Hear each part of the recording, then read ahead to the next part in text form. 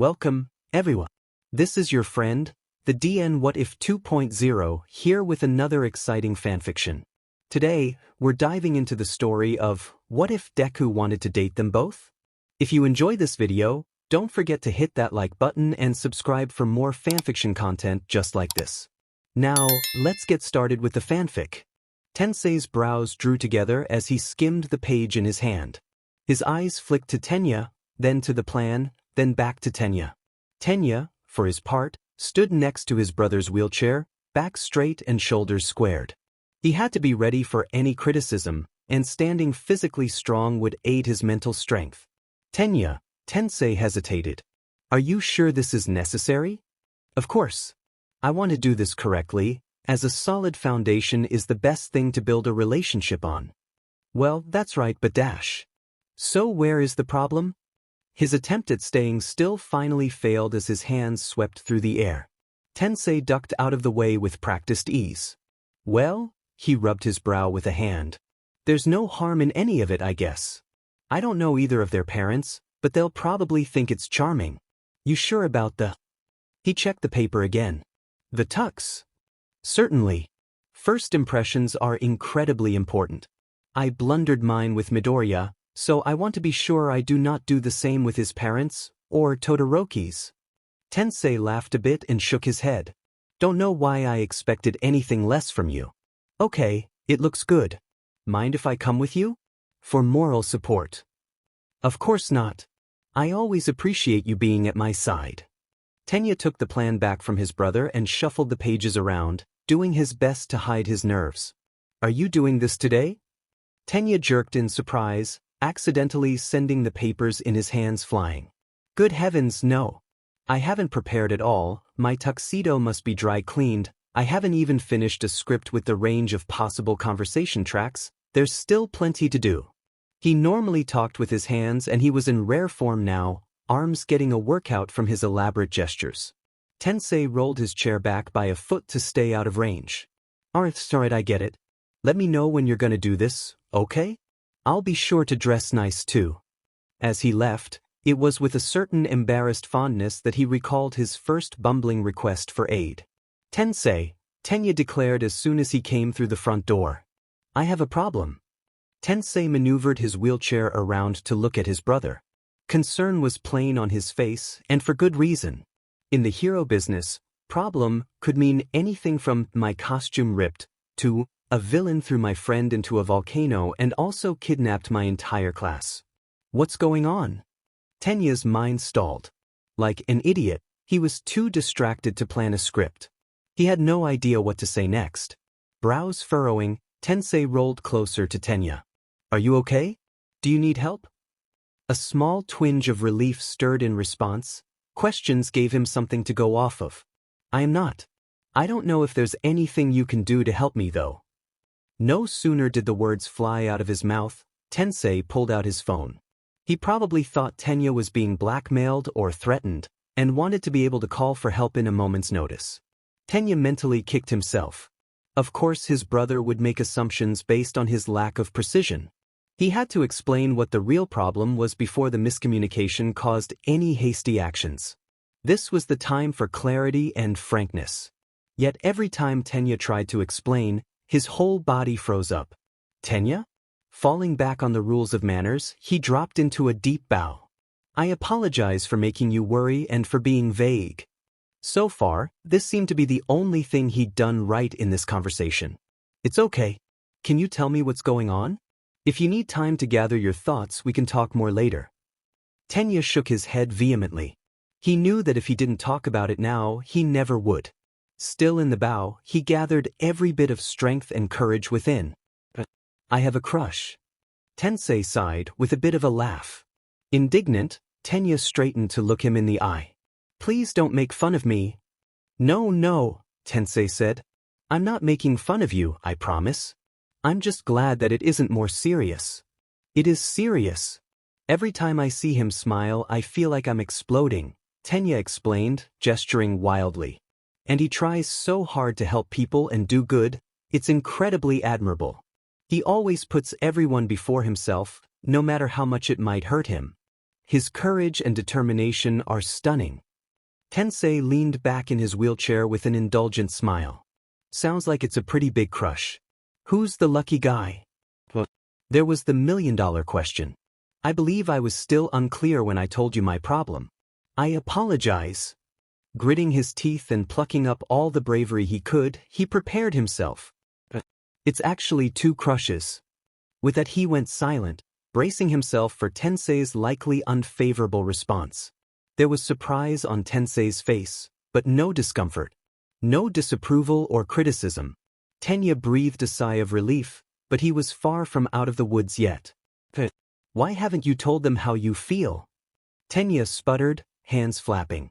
Because I don't want to ruin our friendship. I don't want to be forced to choose between them.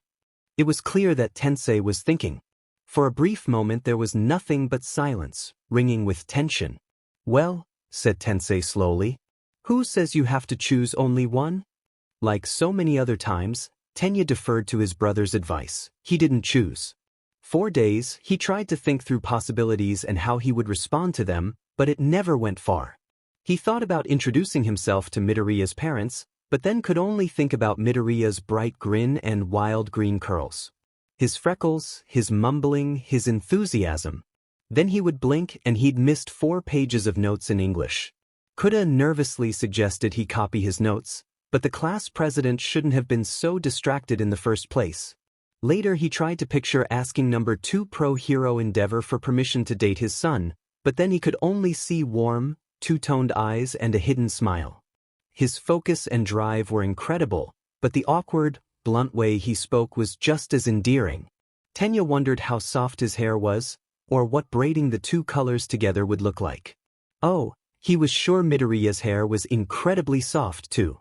One smooth and silky, the other thick and fluffy. It was easy to daydream about playing with both for ages at a time.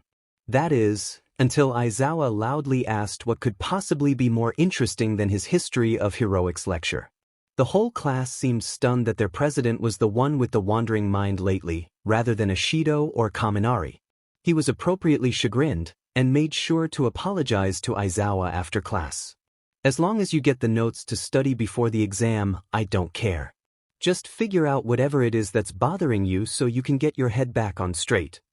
Something in Aizawa's expression changed. He seemed almost softer. Distractions like that don't do you any good. Much better to take care of it and move on. That was the last straw for him.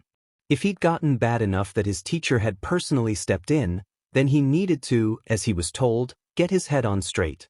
Apparently the resolute decision he'd reached was obvious, and his friends didn't shy from pointing it out. Are you okay, Iida? Midoriya asked. You've been spacey recently. Todoroki chimed in. If there's something wrong, you can talk to us. Their worry wasn't surprising. The last time Tenya kept quiet, he'd taken multiple knives to the arms, gave himself permanent nerve damage and landed all 3 of them in the hospital. This time, he'd happily talk about his thoughts.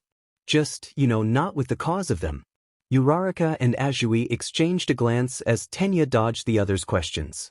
Uraraka's whole face turned pink and she slapped a hand over her mouth, muffling laughter. With a wide smile, Azui spoke for both of them. Midoriya, Todoroki, I think everything will be just fine. She wasn't wrong. It would be fine. Definitely. Absolutely. Or, he told himself anyway, over and over as he paced in the living room. Come on, Tenya, you'll be all right, Tensei said from his chair. He was in clean slacks and a soft blue button-down. Tenya would have preferred a tuxedo to match his own, but he imagined something that extravagant would be difficult when one had minimal use of their legs. Most days, Tensei wasn't above asking for help, but he still chose to take more convenient routes when he could. Right? But do you mean all right as in, you will be eloquent and charismatic and connect well with the parents of your crushes? Or do you mean all right as in, you won't be painfully murdered by day's end? Sometimes I wonder how you function if that's how your brain works. Poorly usually. And then I get stabbed some, and then I watch my best friends almost get murdered in front of me, and then dash. Slow down, Tensei interrupted. He didn't look surprised. Tenya had, of course, told him everything about what happened with Stain, with a lot of crying from both parties. Talking to your crush's parents is a lot different from confronting a serial killer, and you know that. I know. It's just hard. Tenya sat heavily on the couch. Hard in a different way. Tensei looked contemplative for a moment. Let me tell you something. When I was at UE long ago You aren't that old. Semantics. Anyway, I had these two friends. Total opposites, but we all got along fine anyway. Thing is, one of them had this huge crush on the other. So bad. Couldn't talk to him without blushing bad. Tenya understood that well. He always talked to me about it, to the point where it came up every day. Eventually I told him he needed to get his act together and confess. Did he? Confess? Yeah, after I used some friendly peer pressure to push him into it. Couple months after I first told him, he finally did the DMN thing. And? That's the interesting bit. The entire time, that friend he had a crush on? He had a crush on the other one too. For months they both just went on and on about how much they liked each other, and they would never be together because the other one obviously didn't like them back, the whole 9 yards. Finally, another friend and I just locked those idiots in a room and told them they could come out when they actually talked to each other. He glanced sideways at Tenya with a grin. They're married now. Wow. Yeah. All I'm saying is, sometimes things like this turn out okay. Also, don't wait so long mutual friends feel like they have to lock you all in a room together. I will do my best to avoid that. I still need your help, though, even if it isn't to lock me in a room. Of course. Are you ready to go? Yes. I do need you to hold these, though. He ducked back into the kitchen, returning with what he'd left on the table. Oh, Jesus, do you need bouquets? Absolutely. I need to make sure I leave a good impression on their parents, and flowers are a simple, classic way of doing so. I considered fruit, baked goods, and chocolates, but those all seemed like too much. That's where you draw the line, huh? I hand him over. Which house are we going to first? The Midoriya's. I believe he just lives with his mother, but that could be wrong, so I've thought about both scenarios. I'd be surprised if you hadn't. Lead the way. Ringing a doorbell was easy. Just a simple motion. He just had to reach out and do it. He'd done so many things in 15 years, pressing a tiny little button was easy. So why the hell couldn't he? Everything all right? Tensei asked at his side. He'd been watching patiently as Tenya's hand hovered in front of the doorbell for the better part of a minute. Yes. Certainly. I'm, wonderful and also very calm. Clearly. Before their conversation could devolve into bickering, the door opened. Hello. The woman in the doorway was short and stout, with a round face and soft green hair.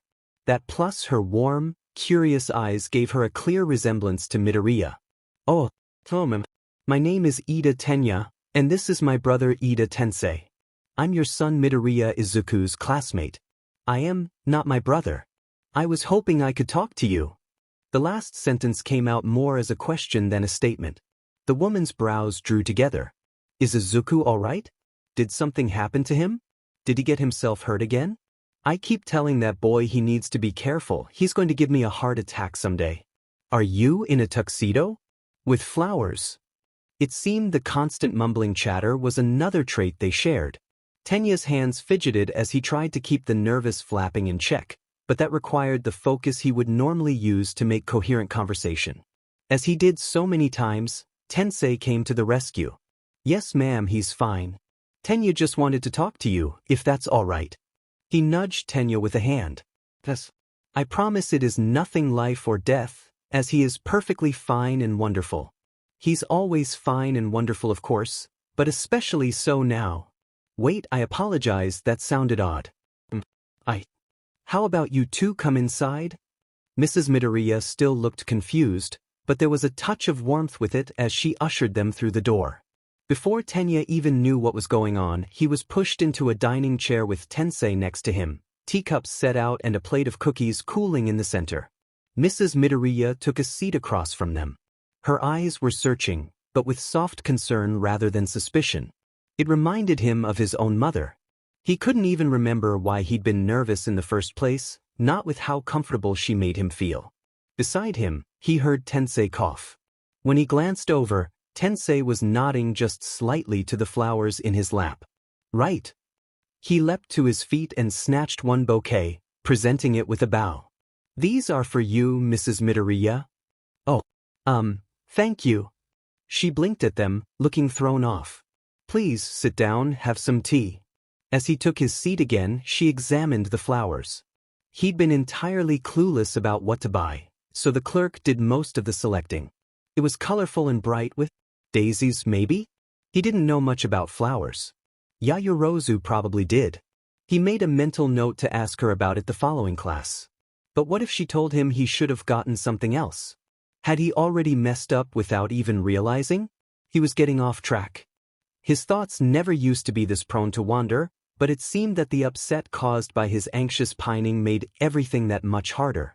So, my name is Iida Tenya, and I already told you that. Shoot. I'm very sorry, ma'am, I'm very nervous. His entire face felt like it was on fire and he stared at the table, his mind blaring with internal yelling and alarms.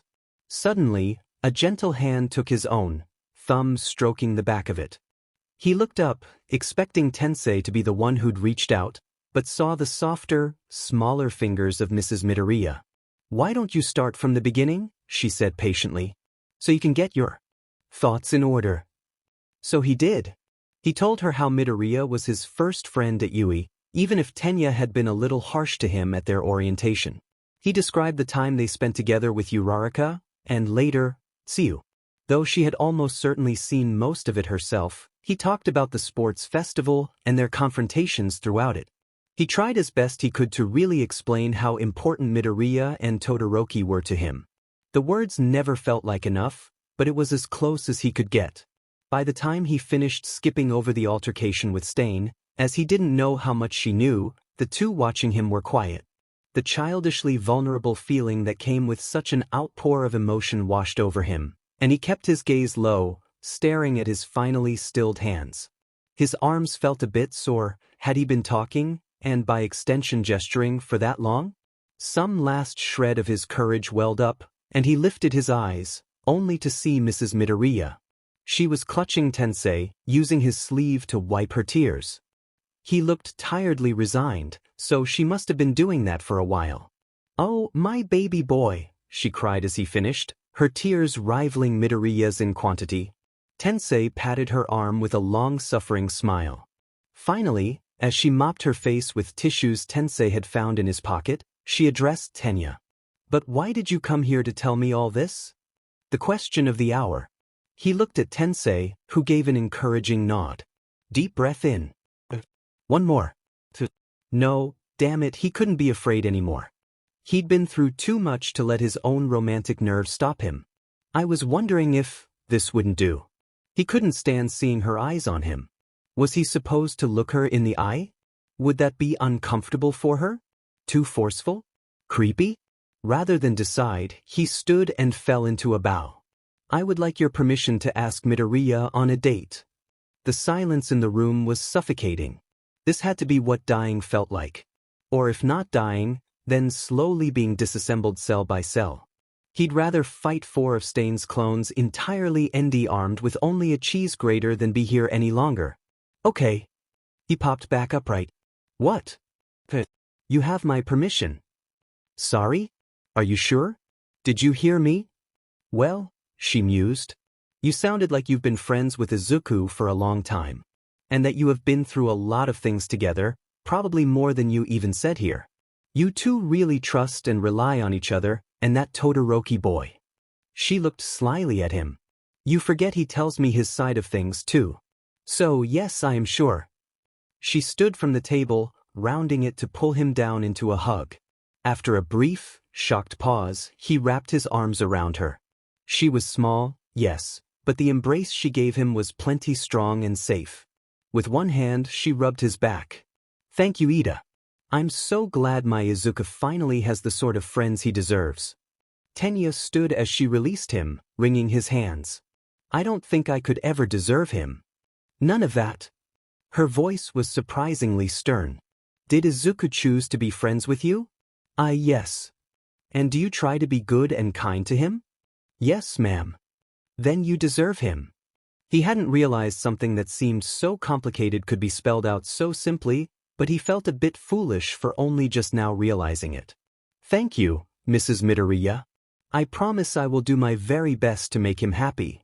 That's all I ask. Now you two should get a move on. You have a whole other house to visit, right? Pardon?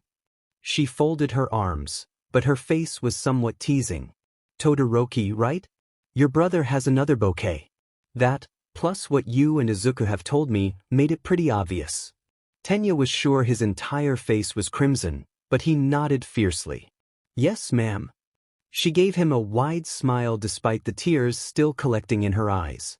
Then go. I'm sure your own mother would want you home by sundown. As they left, Mrs. Midoriya waving them off, Tensei nudged him with an elbow as he rolled next to him. One down, one to go, yeah?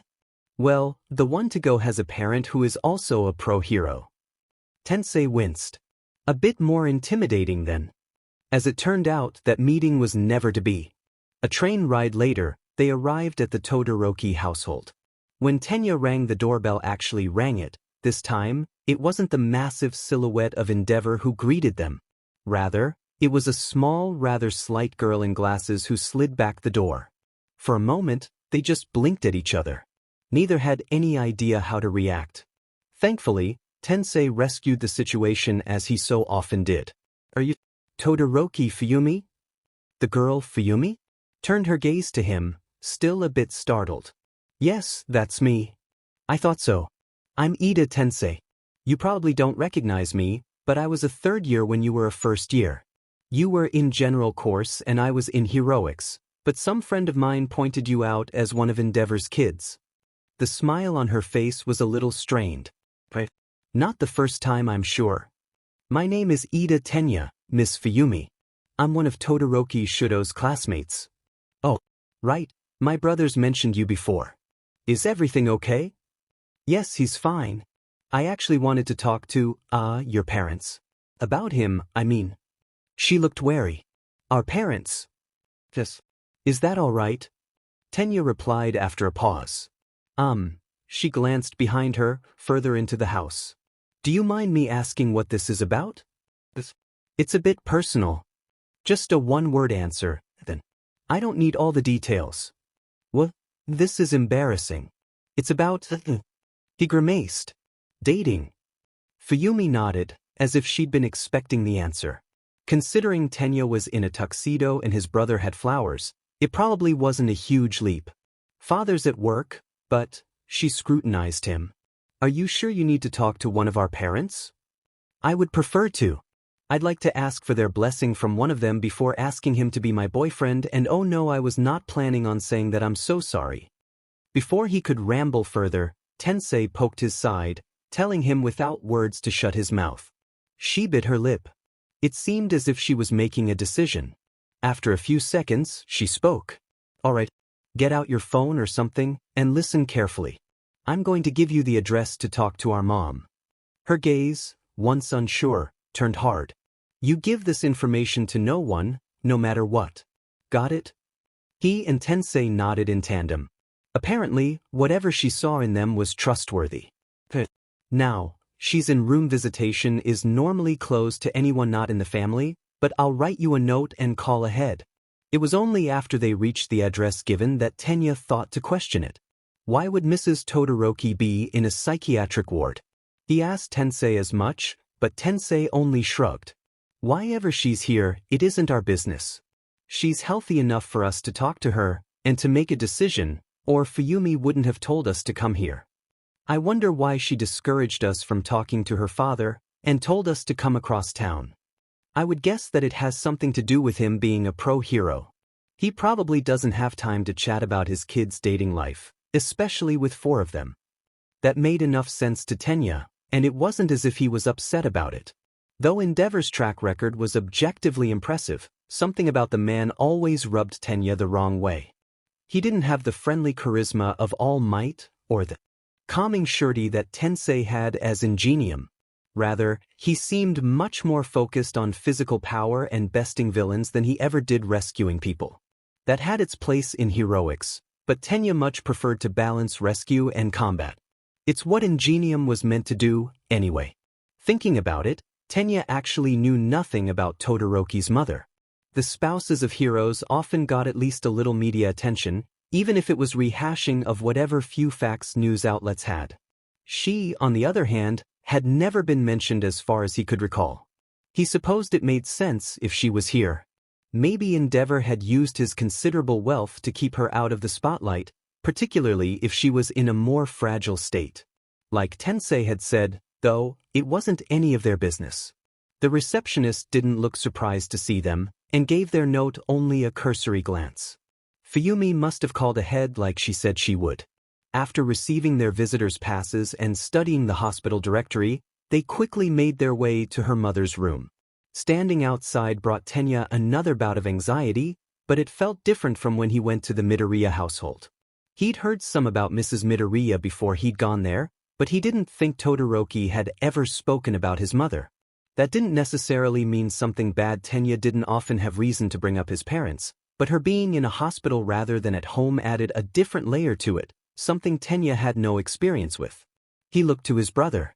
Tensei gestured forward with an encouraging nod. After taking a deep breath, he knocked. "Come in," came a clear voice from inside. Only a second later, he opened the door to see a woman sitting curled in a window seat, reading a book. Her hair was soft and white, similar to Fuyumi's but without the highlights. Tenya wasn't sure what he had been expecting, but the put-together woman before him wasn't it. She closed her novel after bookmarking her page, sitting up with an air of polite confusion. Hello. How may I help you, Mr. Iida? My name is Iida Tenya. This is my brother Iida Tensei. Tensei gave a slight wave, then lifted the bouquet. Oh yes. These are for you. She took them, still clearly bemused. Thank you? I'll ask a nurse for a vase. I'll be in the hall, said Tensei from behind.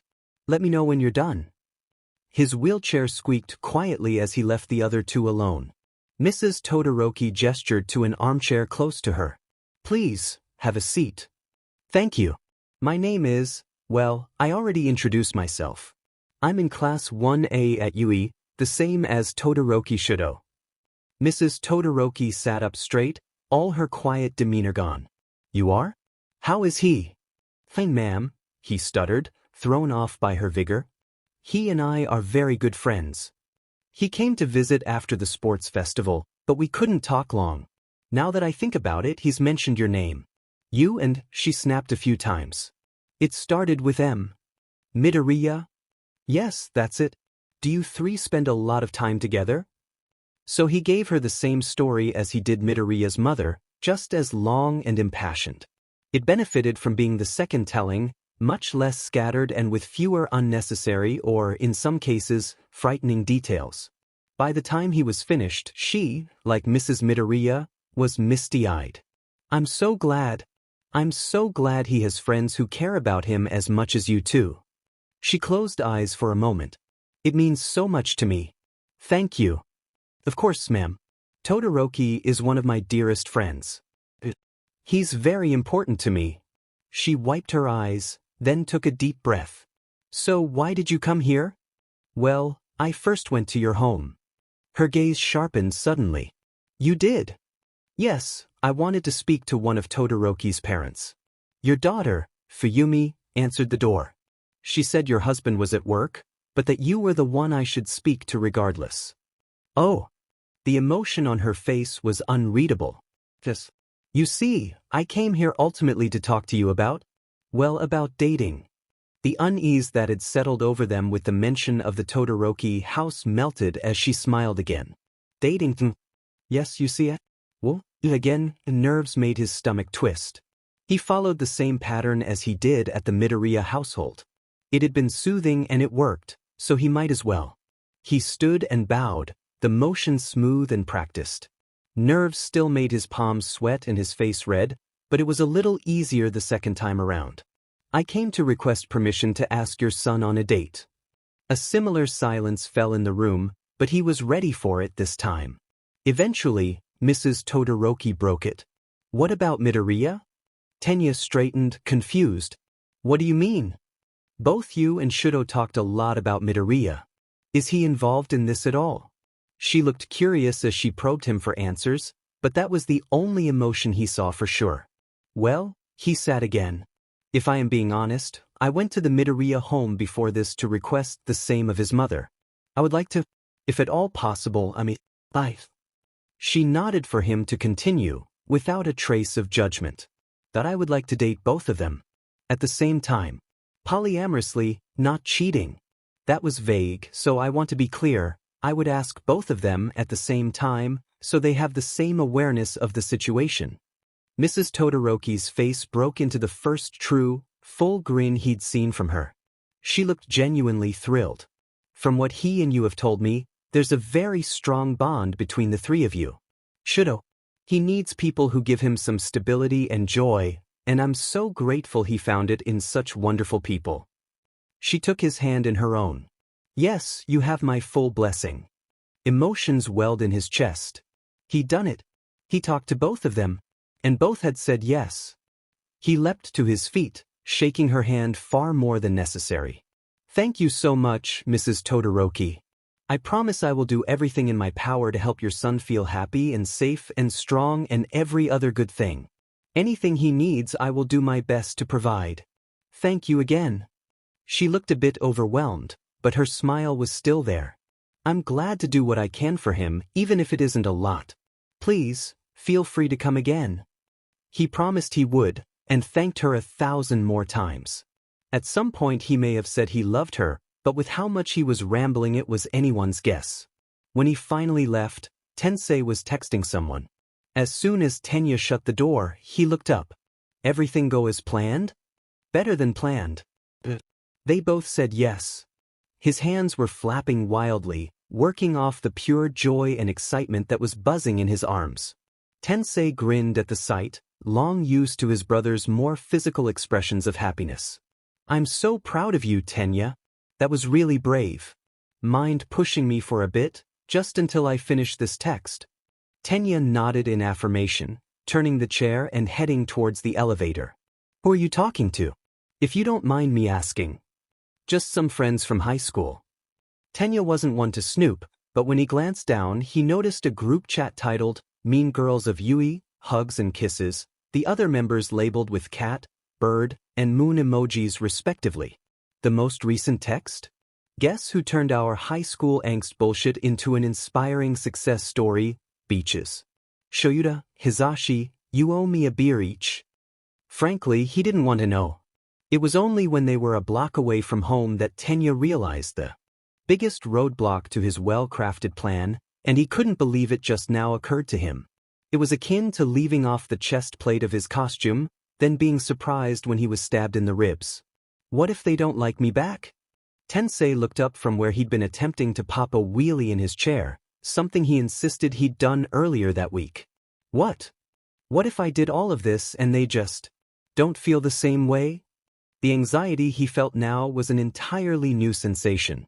The standing outside a door working up the courage to knock, anxiety was like bugs crawling up his spine. His current, what if all this planning and preparation was entirely useless because I overestimated the depth and extent of our relationship, felt more like ice water dumped over his head. Whoa, hey, Tensei said when he was back on all four wheels. Don't you remember the story I told you earlier? Of course. Remember how I said one friend had been pining for ages? Yes.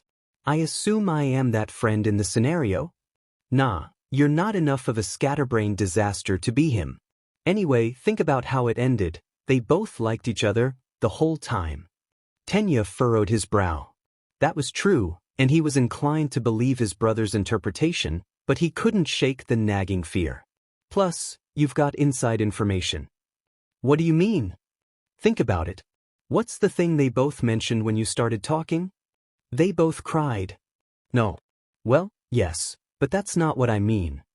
He turned his chair around to face Tenya head-on, looking just as assured and trustworthy as he always did. They both said how much their kids talked about you and the other one. It was enough for both of them to get that impression, even from one who doesn't see her son very much. That made the panicked spiral of Tenya's thoughts grind to a halt. Tensei gestured him closer. He obligingly leaned in, closing the gap enough so Tensei could give him a brotherly clap on the shoulder. You're just as important to them as they are to you. Tenya tried to imagine what he'd think if another classmate was in his situation and asked for advice. If someone described their crushes coming to their aid, he'd say they clearly care about that person. If they said their crushes abandoned highly important internships to do so, he'd be shocked they were unsure. If they admitted they were entirely helpless the entire time, and their crushes sustained serious injuries to protect them, he'd wonder how someone this oblivious made it into the heroics course. Yet, when it was himself, it was more difficult to believe. Tensei, on the other hand, was an outside observer. He saw everything more objectively. If he didn't think there was a high likelihood of success, he would have suggested caution and patience. Plus, he'd had a 100% success rate when helping spur relationships. Sure, there was only the one time, but 100% was 100%. The concrete proof was reassuring. It didn't guarantee success, but that one tiny fact was enough to push him over the edge, hurtling into the unknown. They've already done so much for me. There was no need to elaborate, they both knew what he was referring to. So, if I tell them how I feel, maybe they'll see how important they are to me, even if they don't feel the same way. And on the off chance they don't reciprocate, Tensei said as he turned his chair forward to continue the trip home. That bond won't change. Hell, you being this open and honest is only going to make it stronger. Something like courage swelled in his chest. He could do this. He had their mother's blessings, and he had Tensei's support. He could have a conversation with his two closest friends, easy. Well, it was easy when picturing it before he fell asleep. Actually doing it was a much different story. He decided on confessing after school, so no matter their response they wouldn't all be stuck together in a classroom without time to process. This way, they could pay attention in that day's lesson. It should have been obvious that he'd be unable to focus either way. He drifted in and out of his classes, furiously taking notes until his traitorous thoughts wandered off to think about hand-holding and dinner dates. Despite this, his teachers didn't bring attention to it like they had been recently. Aizawa never called on him to answer a question, and Present Mike flipped him a thumbs up at the end of English.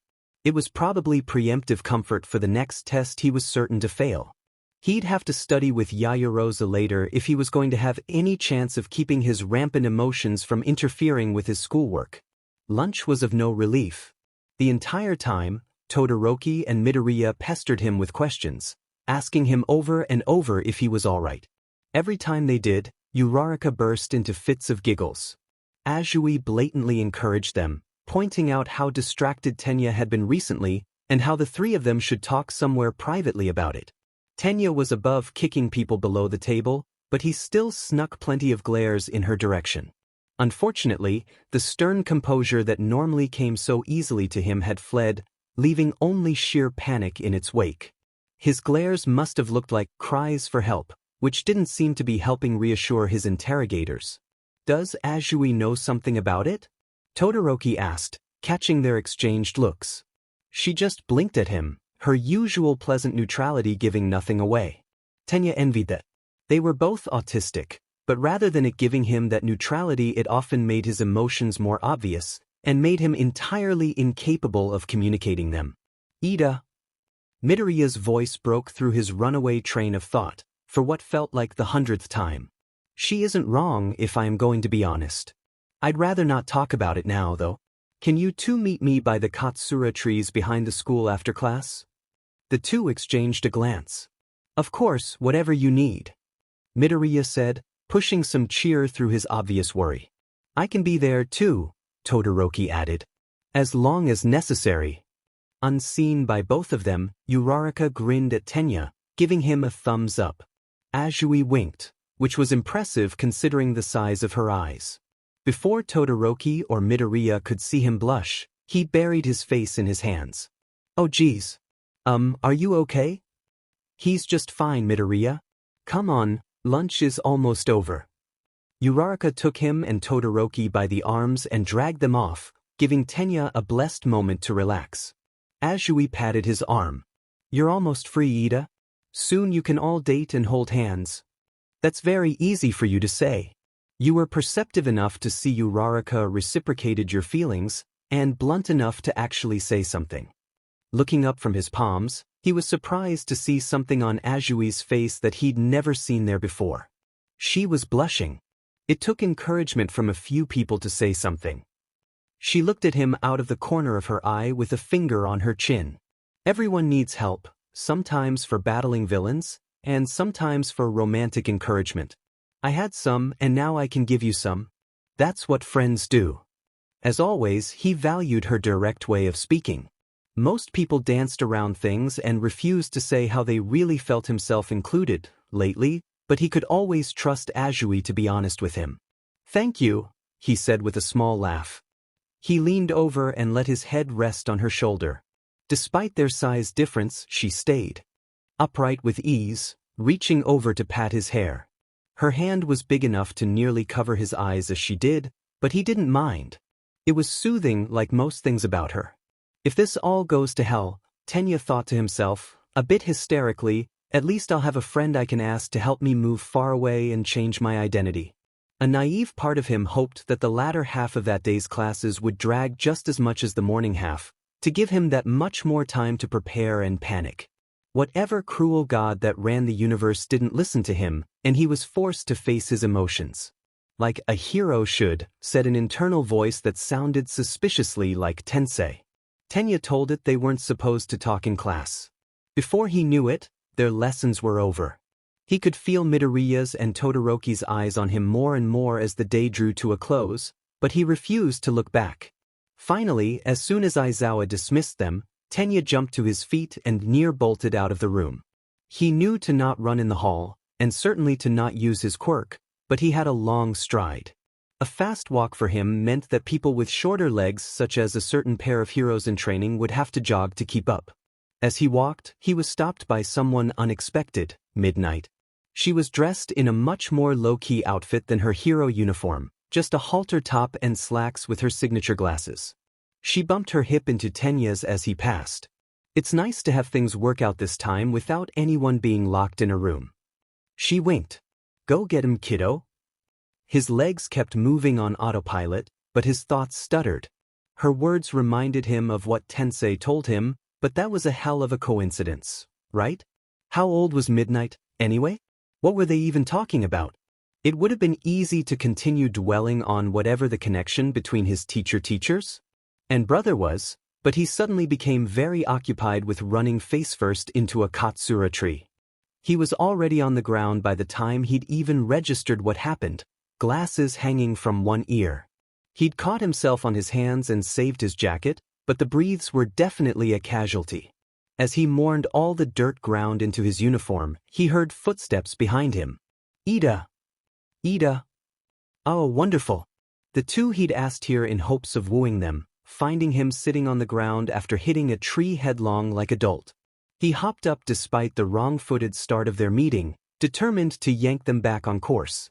Now, that course may very well lead directly into a flaming pile of garbage, but they'd still stay on that course like sensible herm-ridden teenagers.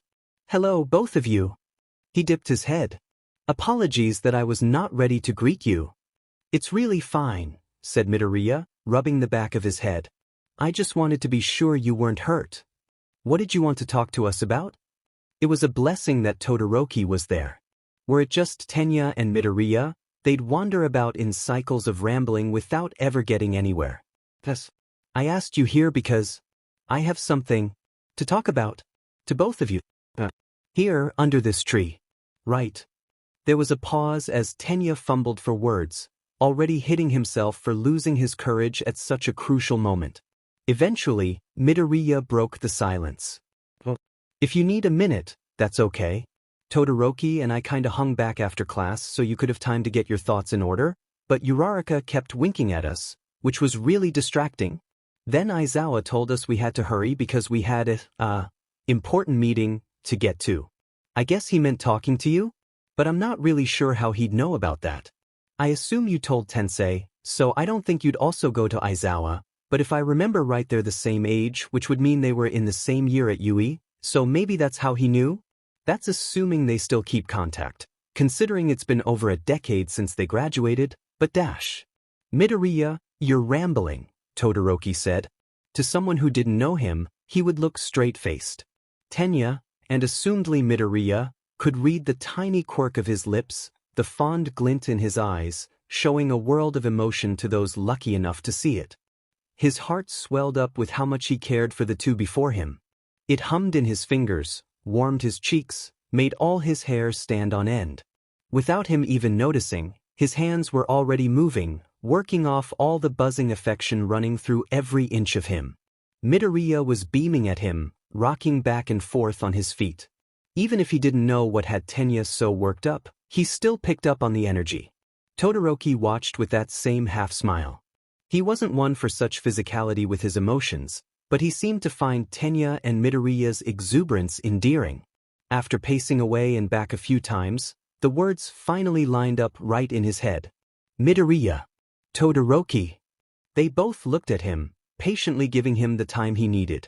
For some reason their eyes, so steady and affectionate, flustered him even more, so he dropped into a bow to avoid having to meet their gaze. I was hoping that the two of you would do me the honor of— the last word came out as a strangled choke, and he loudly cleared his throat. The soft hands of Mrs. Midoriya. The kind smile of Mrs. Todoroki. The encouragement from Aizawa, present Mike, Midnight. The constant support from Tensei. He could do this. He could do this. Of going on a date with me. Not seeing their expression was killing him, so he stood, using every inch of his height to seem just as collected as normal. Which he was, of course. No blushing, sweating messes here. Midoriya's eyes were round as coins, and his skin was so red it was hard to see his freckles. Todoroki was steaming? On one side, anyway. The grass beneath the opposite foot was coated in frost. Tenya wrung his hands as the seconds dragged. I recently asked for the blessing of both of your mothers, and both gave it. I suppose that wasn't a necessary step in modern courtships, but I would feel wrong not doing so. How did you know where my mom was? Midoriya's eyes flicked over at Todoroki's question, looking concerned. I went to your home, and your sister answered the door. When I told her the nature of my question, she directed me to your mother. I apologize if I overstepped a boundary. Please, don't be angry at your sister, she. It's all right. What? Todoroki was staring at the ground, cheeks pink. If anyone was going to meet her, I'm glad it was you. Tenya felt a heaviness to the words that he knew he didn't completely understand, but that was all right. He would carry that weight without question, whether or not Todoroki wished to elaborate. This seemed to be what pushed Midoriya over the edge. He was freely crying at this point, his entire face still lit up. He looked at Todoroki, then Tenya, and seemed to come to a decision. In a single movement he swept the two into a crushing hug, getting tears on both of them. Tenya hated to interrupt a good group hug, but this was a bit important. You still haven't answered my question. Oh! Midoriya exclaimed, still not letting go. Yes, of course. 100 times. Definitely. It was a yes before I even knew what the question was, Todoroki said, softer but equally as enthusiastic. Tenya felt like he could cry right alongside Midoriya. He didn't realize so much joy could fit inside him at once, but here it was. He'd done it, and they'd been just as interested in him as he was in them. It took some maneuvering and a lot of upper body strength, but Tenya was pretty sure he could fly right now if he wanted to. He lifted the other two, his boyfriends, off the ground and into a massive embrace, trying to show just how happy he was. Words failed him so often, but hugs? This he could do. It felt like both years and not nearly long enough when the three separated. Without speaking, he took their hands as they walked towards the entrance. They could text about a concrete plan later, but right now he just wanted to enjoy how right it felt to have their fingers laced with his own. Not far from where the three of them walked, Uraraka Ochako grinned at her phone. With a few taps, she sent a picture of their linked silhouettes, dramatic and cheesy enough to be from a movie, to a chat with all the other girls in one. Everyone celebrated the three's success, even if they were exasperated about how long it took. Yaoyorozu made them promise to keep friendly teasing to a minimum, but they all knew that the vow wouldn't last long. On the other side of town, Iida Tensei received a similar picture, the same content from a different angle. The text with it read, "Looks like your success story BS worked. Next time you use my teen angst for inspiration, I want royalties." Tensei grinned. If Tenya thought the romantic teen angst was over, he had a long road ahead. Ingenium 2.0 has logged on. Ingenium 2.0 said, "Hello both of you. We didn't have a chance to make a specific plan before all going home, so I was hoping we could do so through texting. It's not ideal, but because today is Friday we would have to wait until Monday to talk face to face, and I was hoping we could meet this weekend. If either of you would prefer to wait, I understand." He said, "Yeah, this weekend sounds good." Shido said, "That's fine." Shido said, "Somewhere away from paparazzi that'd be interested in Yui kids going on dates." He said, "Definitely. Us dating is no one's business but our own." Ingenium 2.0 said, "Well, and both of your mothers." Intense said, "Other than them, you are absolutely correct." Shido said, "So what's the plan?" He said, Ingenium 2.0 said, "If it's alright, I had an idea. Dinner is a very classic choice for a first date." Ingenium 2.0 said, He said, "Oh yeah, that sounds fun. There's a sushi place that opened close to my house that I've been meaning to try. We could go there? They're always super busy on Saturday, but Sunday seems a little calmer. We could go then." Ingenium 2.0 said, "That sounds great. Todoroki?" Shido said, "Yeah, sushi's good." Ingenium 2.0 said, "Perfect. I will come by both of your houses to pick you up on Sunday. Todoroki, I'll be at your house at 6:35 p.m., and after taking a train, we will reach Midoriya's by 7 p.m. sharp." Shido said, He said, "Do you just want to meet us there, Todoroki? That way you don't have to go a half hour out of your way, Iida." Ingenium 2.0 said, "Nonsense. I would be a terrible boyfriend if I did not pick up both of my dates." Ingenium 2.0 said, "Boyfriend?" Shido said, "I visit my mom on Sundays, which is a lot more conveniently located." Shido said, "How about you guys go there at 6 or 7 on Sunday and I can introduce you guys?" Shido said, "Then we can get dinner after." He said, "Oh yeah, I'd love to meet her." "That sounds perfect." Ingenium 2.0 said, "Excellent. I have of course already met her, but I would love to see her again with both of you there. Midoriya, why don't you and I arrive at 6:30? 6 to 7 o'clock is a frankly ridiculous time window. That way, Todoroki can spend time alone with his mother if he would like, and if we spend longer than 30 minutes talking with her, it will still be a reasonable hour for dinner." He said, "Good thinking. See you guys then, Red Heart." Shido said, "W." Ingenium 2.0 said, "Chunvoabnla KD." Ingenium 2.0 said, "Apologies, I dropped my phone." Ingenium 2.0 said, Ingenium 2.0 said, "Red Heart." Shido said, "Jesus Christ, you guys are gonna kill me." Shido said, "Red Heart." Ingenium 2.0 has logged off. Tenya wasn't sure how long he'd been at the table, head in his hands, when the sound of Tensei's wheelchair pulled him out of his thoughts. "I don't understand." Tensei didn't look over, busy hunting through the fridge for a snack. "Don't understand what?" It's just a little icon. It isn't as if this is my first time seeing a heart, either. You would think that it wouldn't fluster me this much, but..." He trailed off, unable to find a word for just how confused he was. Tensei shut the fridge, balancing sliced bell peppers and a couple protein shakes. "Already sending heart emojis? Huh? Don't you think you're moving a little fast?" Panic spiked in Tenya and he ripped his eyes away from staring at his phone, only to deflate at the teasing smile on his brother's face. "We just planned our first date for Sunday evening." "Oh yeah? What are you guys doing?" "A dinner date, of course. We'll be going to a sushi restaurant by Midoriya's home." Tensei tossed over a protein shake, clearly meant for him to catch. Before he even moved, the bottle smacked him on the shoulder and fell to the floor, rolling until it bumped into the wheel of Tensei's chair. For a second, they both stared at it. Tenya was enrolled in one of the most prestigious hero academies in the world, and had been for months. He'd exercised and trained for a large majority of his life, aided by a brother who helped him whenever he could. His specialty was speed and quick reaction. And yet he couldn't catch a plastic bottle tossed to him from 3 feet away. Tensei leaned forward to pick it up, placing it on the table rather than trying to throw it again. "You've got it bad, huh?" Groaning, Tenya leaned forward until his forehead hit the table with a thunk. "I thought that once I asked them the initial question, I would stop being this preoccupied. Any other day, I'd catch that without a thought, but now I'm too stuck on whether I should order eel or tuna." "Tuna, Tensei." "Just gotta give it time," Tensei said as he turned to leave the room. "Eventually, being with them will feel as natural as breathing." Tenya certainly hoped that was the case because for the time being he was basically useless. On a normal weekend, he preferred to finish his homework on Friday and use Saturday and Sunday for studying. Now, his mind refused to follow the routine.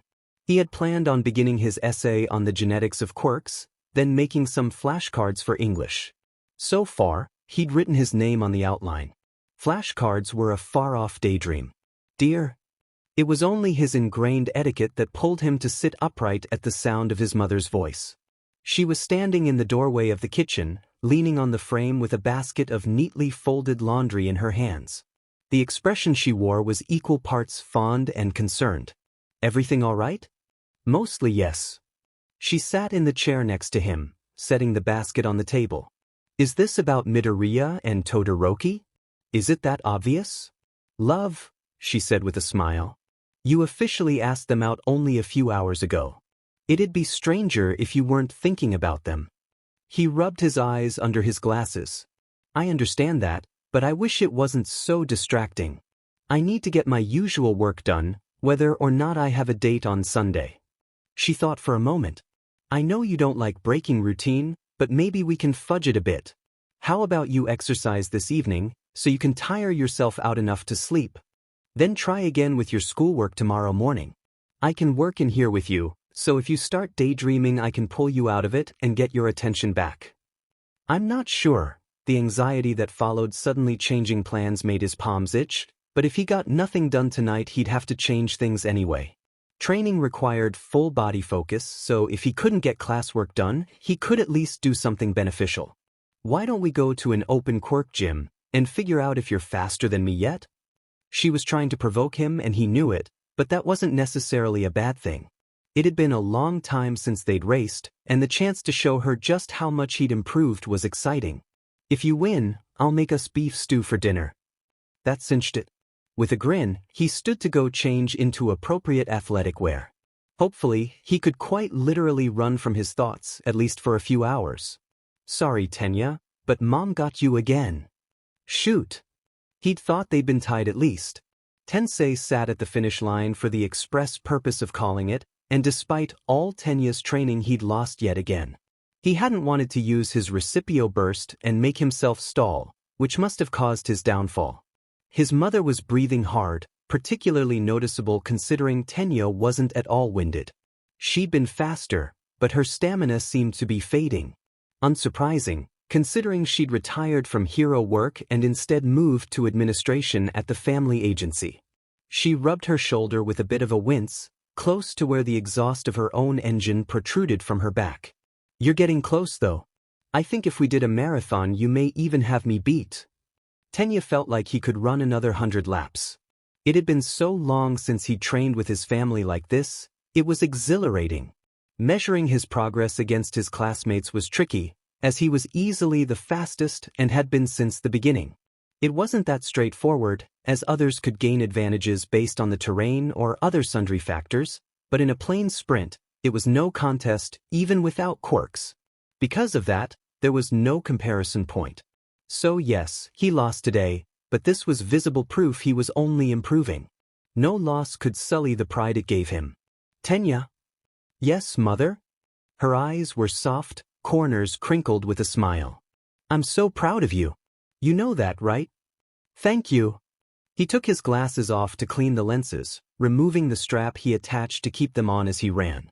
Foregoing it was a mistake he wouldn't make twice. "I still have a long way to go, but I've been able to keep pushing the limits of my quirk, and hopefully will only continue to." "I don't mean just your quirk, love." "You don't." That threw him off. They had just raced, so it would make more sense for her to bring up his quirk and his training at school.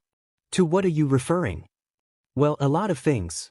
Right now, though, I mean all you've accomplished at UE.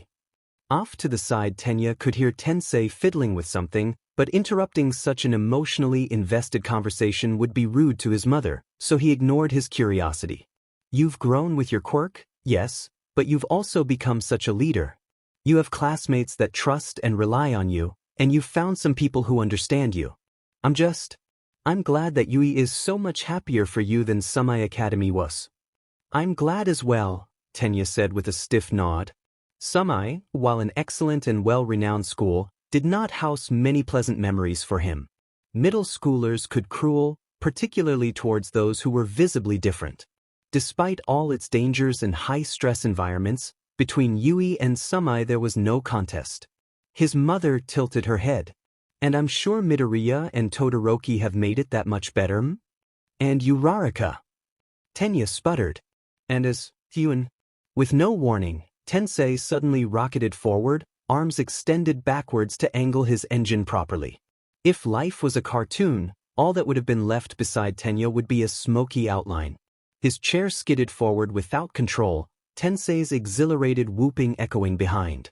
Tenya and his mother had already recovered from their surprise and started to catch up when the front wheels of Tensei's chair caught on the rim of a shallow pit of sand used for long jumps.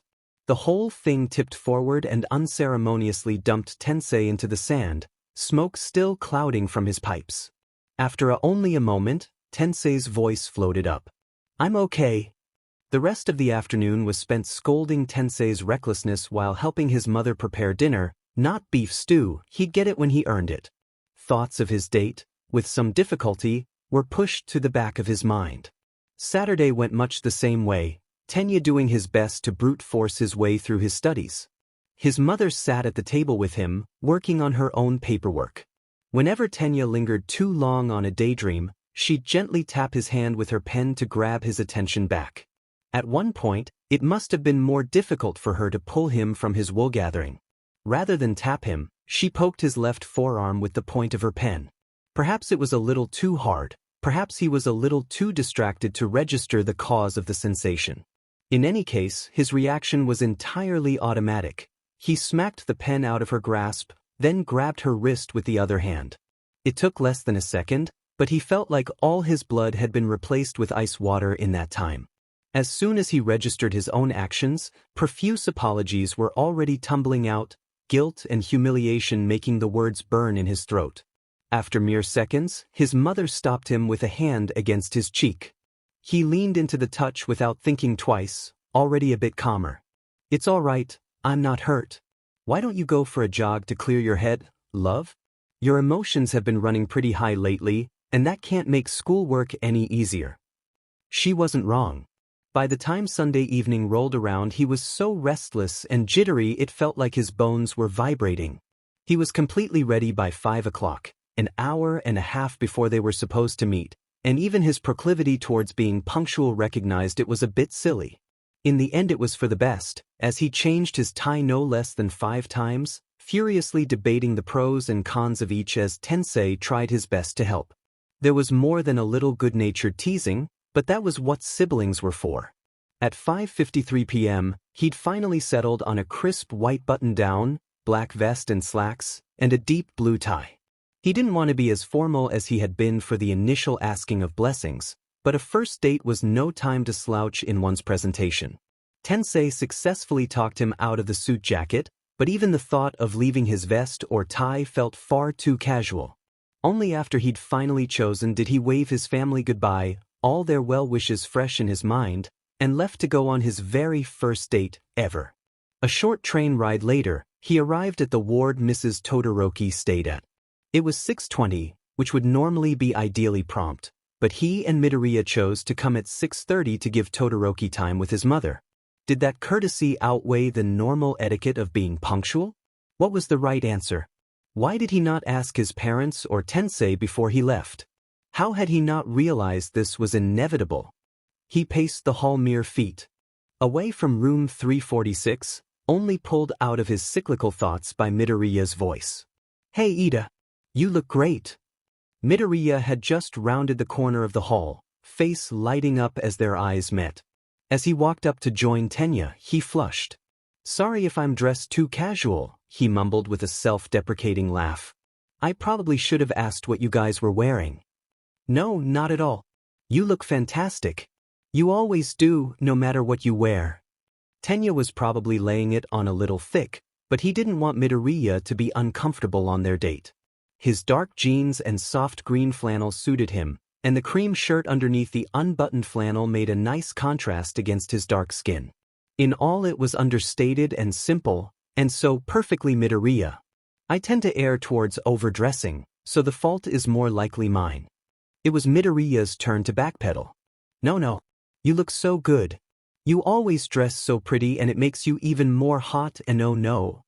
Before Tenya could even begin to unpack that, the door opened. "Do you guys want to come in now, or do you want to finish trying to compliment each other?" Were it anyone else, Tenya would worry he was being made fun of, but he knew Todoroki was being entirely genuine. "We'll come in now, if that's all right," Tenya said as he and Midoriya deflated in relief. Todoroki stepped to the side, allowing them to escape the embarrassing conversation they trapped themselves in. As they came in, Tenya noted that Todoroki's slacks and black turtleneck perfectly walked the line between Midoriya's casual and Tenya's formal. Hopefully, for their next date they could all better find that balance. Inside, Mrs. Todoroki was in her window seat again, an embroidery project set beside her. She stood with a bright smile as they all entered. Come in. Iida, it's lovely to see you again." "You as well, ma'am," Tenya replied with a short bow. She wrung her hands for a moment, looking at them all.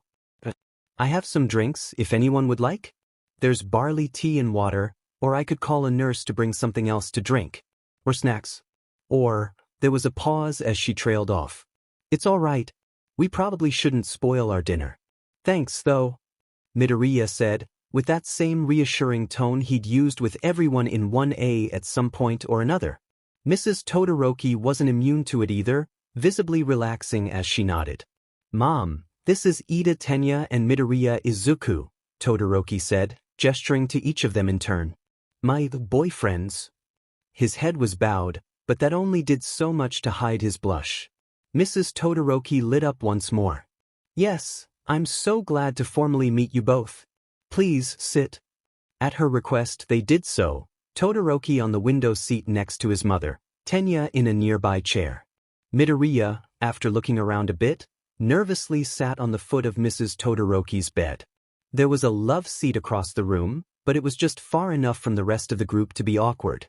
Mrs. Todoroki's eyes kept darting to it, as if she wanted to suggest they move but wasn't sure if that would be better or worse. "So," she said bracingly after a silence, "tell me about yourselves. What have you all been up to lately?" Tenya thought for a moment. It had been surprisingly quiet at Yui as of late, though he couldn't imagine that would last. Aizawa has given us a fascinating series of lectures in the past few days about the genetics of quirks. His special interest in academics came to attention, humming on his skin similar to how deep music did. The most recent being about how quirks pass from parent to child. It's fascinating stuff, really. The most common is for a child to have one parent's quirk, or a blend of both parents. In rare cases, should they be unable to blend, the child may have both. Todoroki, you yourself are a very clear example of that, yes. Without warning, Todoroki and his mother slipped from relaxed to guarded. The burst of confusion and preemptive humiliation it triggered felt like someone had kicked Tenya's chair out from under him. He'd messed up, ruined a conversation in under a minute, spat a vicious thought through his growing dread. It sounded like every one of his middle school classmates was hurling abuse in a chorus. It must be a new record. What had he even done wrong? Should he apologize? Would that just make it worse? The air in the room felt more like smoke, a thick, dark weight that made it impossible to breathe. Midoriya's voice broke through like a fresh breeze, chasing away the oppressive cloud. Quirkless people are actually pretty interesting too. The genetics of it, it's a recessive gene, meaning even people who have quirks might have the gene for being quirkless, but because it's recessive, they often still have a quirk. That's a major reason why fewer people are quirkless every generation. People tend to immediately jump to Punnett squares when studying probability of genetic combinations, but that oversimplification loses a lot of the nuance of the whole thing, especially keeping in mind the sum rule. It's nearly impossible to tell if particular quirks are mutually exclusive, but I would love to study it someday. I was actually reading this really interesting article about all this. He rambled on, and Tenya wanted to kiss him for it. Heavens knew he wouldn't be able to figure out what the issue was, but Midoriya was at least giving him some time to recover. After a minute or so, he finally felt collected enough to rejoin the conversation. He and Midoriya traded impassioned rambles back and forth, unsurprising considering Midoriya's special interest in heroes paired with Tenya's own in his academics. As the minutes passed, both Todorokis slowly eased, tension leaving their faces and shoulders. That itself helped mollify Tenya's anxiety, but only when Todoroki started contributing to the conversation did he fully settle. Whatever mistake he'd made, he could talk to Tensei or Midoriya later to figure it out. Not long after, they were interrupted by a nurse poking her head in the door. "Just checking in," she chirped, writing a quick note on a pad of paper. "Todoroki, lovely to see you again. While I'm here, can I get you all anything?" "We're all right, Itsumi," replied Mrs. Todoroki with a smile. "I appreciate it, though." "No problem. Have a nice evening, if I don't see you three again." "Mrs. Todoroki, I'm getting off early tonight, so Kosuke will be doing my rounds for me. Tell him I say hi." Mrs. Todoroki nodded in affirmation. With that, the nurse stuck back out.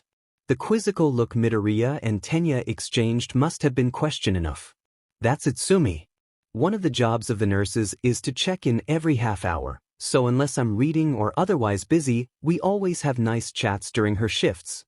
"She seems lovely," Tenya said. "It's wonderful you're friends with the staff here." "Yes, she's a sweetheart. Just graduated medical school too. She's about the same age as my eldest." Whatever tension had remained left with Itsumi, as if they reset the conversation. It quickly became that much easier to relax, words flowing like a river with a newly broken dam. After some time of this, Tenya checked his watch. 7. "Todoroki, Midoriya, we ought to leave soon. Keeping regular meal times is important for metabolism, after all." "Okay," replied Midoriya. "It was really nice to meet you, Mrs. Todoroki." "You as well," she replied, then surprised him by standing to pull him into a hug. He returned it after a beat, wrapping his arms tightly around her. "I hope to see you again soon," Tenya said when she pulled away to hug him as well. "Well, you and Midoriya are free to visit whenever you'd like." "Well, whenever you like between noon and 8. If you'd like to visit outside of that, that's perfectly all right too. I just need an advance notice so I can get the permission forms." Tenya smiled. Even though he'd screwed up, she was still welcoming him back even outside the regulated visitation hours. She wasn't angry at him or hurt badly. He would still have to bring it up with Midoriya at some point in order to avoid a repeat of the situation, but he didn't seem to have lost a friend because of it this time. It was comforting in an unfamiliar way. After a few more goodbyes and well wishes, they headed out to the train. It was only a short train ride and a couple blocks of walking later that they arrived at the restaurant, a red sign declaring the name, Sapporo. Bright white lighting spilled out of the door and large picture windows, and inside was bustling, still riding the wave of being new in town. "And you said it's busier than this on Saturday?" asked Tenya as they entered, shuffling around others to get to the hostess. Midoriya made an affirmative noise. "There's usually a line outside the door. I've heard it's really good though, so I wanted to try it with you guys." He suddenly looked nervous. "If it's too crowded, we can go somewhere else, I don't mind." "Sorry for not warning you. I totally would have, but I was comparing it too much to busier nights, so I didn't really think about how it would seem by itself. I won't do that again. I know we're still kind of learning about each other, but we're de-dating now and I have to keep both of your comfort in mind when—" "It's fine, Midoriya." A corner of Todoroki's mouth quirked up in a half-smile. "We can handle a dinner rush." "Absolutely," Tenya added. "No harm done. As you said, we're all still learning." He was very conscious of his body, trying his best to keep from accidentally smacking someone while he spoke. Midoriya grinned, tinged with relief. You're right. I'll just be sure to be clearer next time. Just the phrase, next time, sent a warm thrill through Tenya. This was the first of who knew how many dates. Surprisingly, it didn't take long for them to get seated. Most others there, the hostess explained, were in bigger groups, so a table for 3 was open much faster than one for 7 or 8. They were right next to one of the picture windows on the front of the building, Todoroki and Midoriya facing each other and Tenya with his back to the room looking outside. The hostess handed each of them a menu and, after lighting a small candle in the center of the table, left them to peruse. Minutes passed in quiet as the rest of the restaurant chatter faded into white noise. Eventually, Todoroki broke it. This is a lot of sushi. Oh, thank heavens, Tenya sighed. I thought I was the only one overwhelmed by all this. That's not even including all the other choices, Midoriya chimed in. There are other choices? Todoroki asked. Yep, that's just the sushi menu. This one here has a bunch of other entrees, like udon and soba and all that. Tenya blanched. How were they supposed to pick something in all that mess? Before he could spiral too far into all his options, a waiter arrived, handing out 3 glasses of water held in 3 different hands, a 4th hand holding a pad of paper and a pen. Clearly, 4 arms was a quirk well suited to the job. How are you 3 tonight? My name's Hidemi, I'll be taking care of you today. What can I get you all to drink? He'd kept talking immediately after asking how they were, so Tenya assumed it was that weird thing people did sometimes where they asked a question for the sake of it, rather than to get an answer. Hopefully he was correct, and wouldn't seem rude for not answering. I'll have an orange juice please if you have it. Hidemi nodded as he wrote down Tenya's order, then turned to Todoroki. Green tea please. Hot. And you, sir? Midoriya picked his head up from where he'd been muttering at his menu, likely talking through the pros and cons of his different options. Sorry. We're ordering drinks, Tenya told him, quietly as to not embarrass him. Normally, he'd chastise a friend for so blatantly ignoring someone, but he understood getting wrapped up in your own thoughts to the point of not noticing the world around you. Oh, sorry about that. Just the water's fine. Hidemi nodded once more. I'll be back in just a moment with those. As he turned to leave, Tenya spoke up. This is all on one check by the way. Hidemi made a quick note, then swept off. Iida. Midoriya yelped. You don't have to pay for all of us. It's only proper. What sort of date would I be if I didn't pay the bill? Todoroki pet an eyebrow. You know we're both going to fight you on that, right? But that's how dates are supposed to work. I asked you both out initially, so because you're here on my request, I should pay. If you hadn't, then Todoroki and I would have done it sooner or later. We're here mutually. He had to distract them. Hopefully, they'd forget about it by the time dinner was over, and he could pay discreetly without any more protesting. Before we decide who pays, we should probably choose what it is we're paying for. The others nodded, and together they all dove back into the menus, only pausing to thank Hidemi when he brought their drinks. Whoa, guys, look at the bottom of the second page in the specials section. The third one, Midoriya said after some quiet perusal. Listed third in the short list was something labeled the Sushi Love Boat. The picture to the side showed a large model wooden ship, the deck of it laden with a wide array of sushis and sashimis. Many of them were arranged to look like hearts and other cutesy symbols, taking full advantage of the range of colors sushi provided. The description read, enjoy a variety of rolls such as spicy salmon, shrimp tempura, and you'll see the full list under the image. Paired with sashimis and seaweed salad. Perfect for sharing with that special someone. In their case it was someone's plural, but it still looked very suitable. The dish was just over 4,000 yen, but considering it was meant to be shared, that seemed reasonable. That looks perfect, Tenya said. It gives us a very nice array of different things to try, and it matches the, theme of the evening. Looks good to me, Todoroki added. Once they had ordered, a sudden wave of nerves and vulnerability settled over the table. They'd lost their menus, which has served as both a shield and a distraction. Tenya's palms were sweating. Midoriya picked at a loose thread of his shirt. Todoroki's eyes scanned the room, looking everywhere but his dates. "Oh, see," said Midoriya suddenly. "I made a hole in my shirt." Looking closer, it was clear that whatever thread Midoriya had pulled, it was the last thing holding a seam on the cuff of his flannel together. Without thinking, he held Midoriya by the wrist and forearm, pulling him closer to examine the fabric. "Not to worry, I should be able to fix that. Holes in the seams are simple to mend. If you'd like, after I walk you home I can take your shirt back home with me, then give it to you in class tomorrow." Midoriya was beet red, and Tenya became very aware that they were practically holding hands. He let go immediately, flustered. "If you'd like, that is. It's fairly small, so if you don't want to trouble yourself I understand." "Know how to sew?" asked Todoroki, interest brightening his face. Tenya sat up straighter, a bit of pride puffing out his chest. "It's a very useful skill to have, so I learned how when I was younger. Tensei is actually the one who taught me. Part of Iida's funds goes into developing clothing for more unusual quirks such as our own. Despite that, it's common to find something you like only to see it your quirk won't allow for it, so it's nice to be able to alter it rather than give up entirely." Midoriya looked impressed. "That's really cool. You should talk to my mom about sewing sometime. She takes a lot of sewing jobs from neighbors and family friends and all that.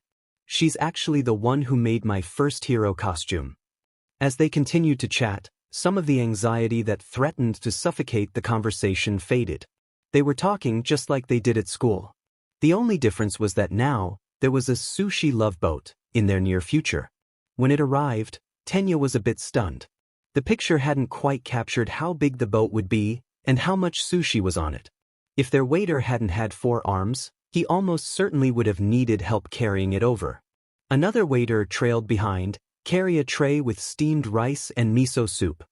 Hidemi slid the boat carefully to the center of the table, passing out chopsticks and saucers for soy sauce before leaving with a wink.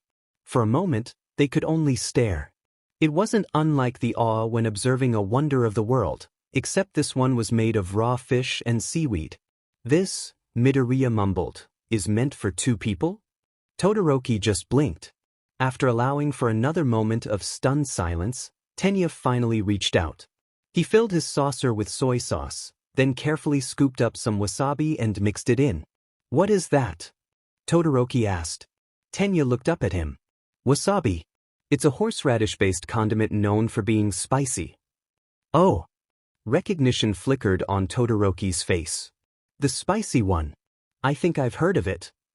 Have you not tried it?" There was no judgment or incredulousness in Midoriya's tone, only curiosity. Todoroki shook his head in reply. "Try it now then," Tenya said. "It's always good to broaden your palate, and I think you'll enjoy it." Todoroki picked up the rather sizable lump remaining and examined it with interest. He started to move it to his mouth when Midoriya interrupted. "Don't eat it all at once. It's really spicy." With a nod, Todoroki set it back down, then used his chopsticks to split it in half. Before the others could even think to intervene, he popped a piece the size of a quarter in his mouth. All Tenya and Midoriya could do was watch, wide-eyed, as Todoroki's face shifted from curious, to confused, to a twisted grimace as he lunged to a napkin to spit the wasabi out. His cheeks were bright red and his eyes watered. "Why didn't either of you warn me?" he coughed indignantly, clearly still feeling the burn. Midoriya tried hard to look concerned, but his laughter undermined it. I did warn you. I told you to not eat the whole thing because it's so spicy." Tenya couldn't help chuckling with him, the miffed expression on Todoroki's face making him look unfairly cute. "Drink your water," he advised, "and have some rice. That'll help get rid of the spicy feeling." Todoroki must have forgotten he still had the water once his tea arrived, but at the reminder he grabbed it and chugged half the glass. "Careful, you're going to make yourself choke again." Somehow, Todoroki gave Tenya a baleful glance despite his ruddy face and watery eyes, all while still drinking. It was surprisingly impressive. Despite the excited start of their meal, they settled into relaxed conversation as they ate, without another wasabi incident. Todoroki refused to eat any of the rolls that were anywhere close to the remainder, but Tenya and Midoriya were more than happy to take those for him. Though they'd been awed by the sheer size of the dish, they were 3 growing teenage boys. There was no amount of food they'd be unable to eat. In what felt like no time at all they'd finished, comfortably full and enjoying easy conversation. As Midoriya mopped up the last of the eel sauce with his rice, the waiter approached again. "Are you all ready for the check?" "Yes, thank you," Tenya said, reaching forward. In a flash, Todoroki grabbed him by the wrist, preventing him from taking the bill. "I told you we were gonna protest. Let me pay." "I appreciate your offer, but I don't want to make you both pay for something that was my idea.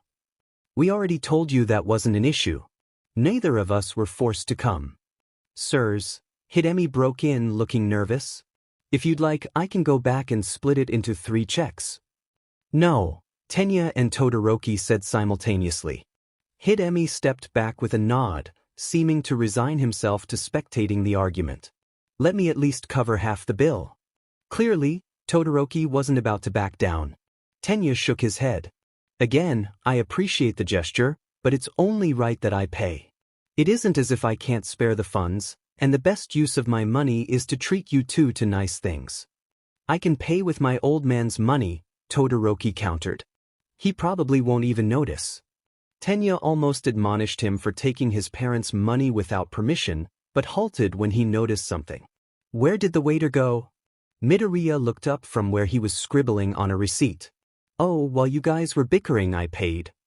He sounded exasperated. "Can one of you help me figure out the tip?" Immediate protests flooded forward, both insisting that they would have taken care of it. Midoriya just grinned. "Next time, one of you can pay, and then the time after that the next one can pay. Also, I seriously do need help with the tip." He rubbed the back of his neck with an embarrassed grin. Normally, Tenya would have been cross about his wishes going ignored, but he knew it was only because all of them wanted to take care of the others. They just have to take turns doing so, and the others would have to learn how to let themselves be cared for. One headache-inducing attempt at tip calculation later concluded only when Midoriya finally remembered his phone had a calculator. They were off into the cool evening air. "So, Midoriya, you live close to here, yes? Todoroki and I can walk you home. Then, Todoroki, I can walk you to your house afterwards. That way, I can introduce myself to your father, if he's home. As I'm dating you, both of your parents should probably know who I am in the first place." The other two exchanged a glance. He'd seen the look before, a telltale sign of secrets between them he wasn't privy to. He'd vowed weeks ago to not intrude, to let their business remain their business, and usually he didn't even mind.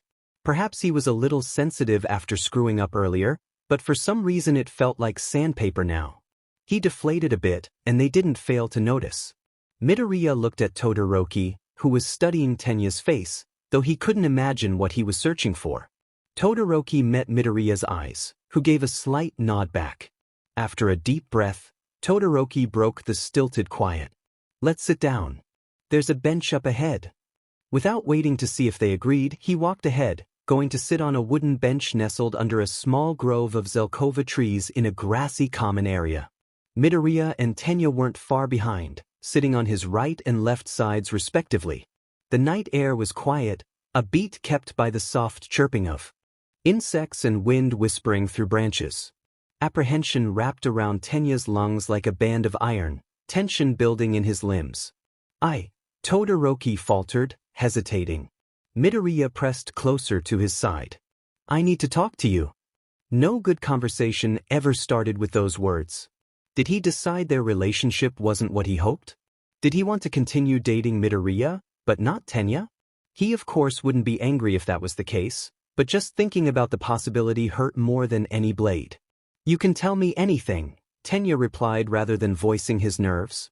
"If you need time, I'm happy to wait as long as you need to collect your thoughts." Todoroki shook his head. "I need to talk to you about it sooner or later. No time like the present, I guess." With that, Todoroki told him a story. It was one of fear, of fury, of grief, violence, envy, hatred.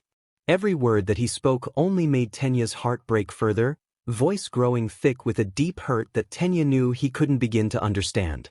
Though Midoriya had clearly heard the same story before, Every so often his brows furrowed, as if Todoroki was sharing things he hadn't initially shared. Tenya hoped that was the case, if only because it meant Todoroki felt he could trust them. When he finally trailed off, nothing had visibly changed. There were no tears on his face, no shaking or sobbing. The insects continued to chirp. The wind continued to whisper. The world didn't stop turning, despite Tenya feeling almost instinctively that it should. How could the world move on as if all was well, when Tenya just discovered a loved one had been carrying a burden like this? There was only one thing for it. Todoroki. The eyes that met Tenya's were shadowed, but with a gleam of that quiet determination he'd grown to love. "May I hug you?" For a moment, surprise broke through Todoroki's carefully blank mask, and he nodded. Tenya stood without hesitation to get a proper angle, taking Todoroki by the hand and gently pulling him to his feet. He wrapped one arm around his waist and held the back of his head with the other hand, doing his absolute best to pour all his care and protection and comfort into the embrace. After a beat, Todoroki returned it, seeming to finally figure out what to do with his arms. Into his hair, Tenya murmured, "I apologize for continuing to bring up family without regard to your obvious discomfort." "You didn't know," Todoroki replied, though considering his face was pressed entirely into Tenya's shoulder it was difficult to tell. Tenya continued, not addressing the reply. It was kind, but they were in a relationship now, and he needed to be better about truly understanding the two he was in it with. They may not always be able to say it with words, and though his reading of body language was shoddy more often than not, he owed it to them to try. "And I promise you, if there is anything you need I can provide, consider it already done. Your safety and happiness are a top priority of mine, and that isn't going to change." He pulled away, putting a hand to Todoroki's cheek and brushing his cheekbone with a thumb. The scarring, and Tenya shuddered to think of the history of it, the hurt and betrayal it carried, likely numbed most sensation on that side of his face, but Todoroki still leaned into the touch, eyes closed. Midoriya stood from where he'd been watching, allowing them to have a moment apart, and gave Todoroki a hug of his own, wrapping his arms around the other's waist. Silent tears tracked their way down his face, doing little to hide a spark of fury that Tenya very much understood. He didn't know what the right thing to do was, but this wasn't the time for lofty planning. This was time for comfort and trust. Todoroki didn't need righteous anger and bloviating after making himself so vulnerable. He needed someone to feel safe in, someone to give him the love and support he'd been denied for so long. It was entirely possible that Tenya, on his own, could never directly change the situation. Instead, he could love, and love deeply, for as long as Todoroki needed him. Tenya pulled them both close, and together they held each other up under the light of the stars. Tenya did not like being angry. For many reasons, really. It was distracting, it was unproductive, it tended to cloud the truth. It made a person single-minded and rash. For this reason, he did all he could to stay away from being angry, preferring to stick to his routines and his manners until he had time to fully process something. He tried very hard to move past it so he could do the things he needed to with a clear head. Because of that, the only time he felt it was when he was very angry. And right now, Tenya was very angry. When he needed to, he could hide his emotions well. It was tiring and not often necessary, but he could do it.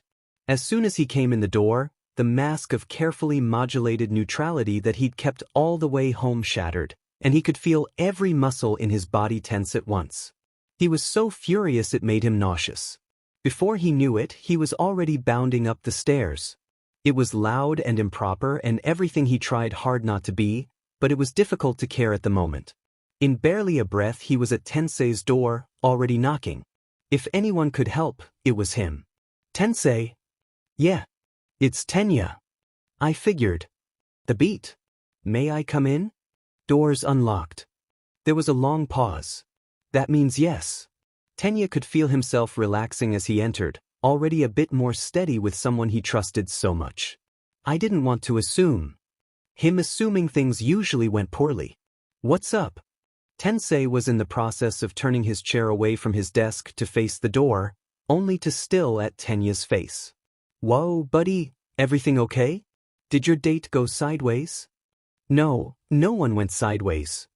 "Well, okay, did everything go alright? Tenya paused. How could he explain? He didn't want to repeat everything Todoroki told him to someone he'd had never even met, but if he let this anger fester inside him it would be unhealthy at best. He knew better than that. Start at the beginning. He could go from there. The date went wonderfully, so there is no need for you to worry about that. We met with Todoroki's mother before dinner.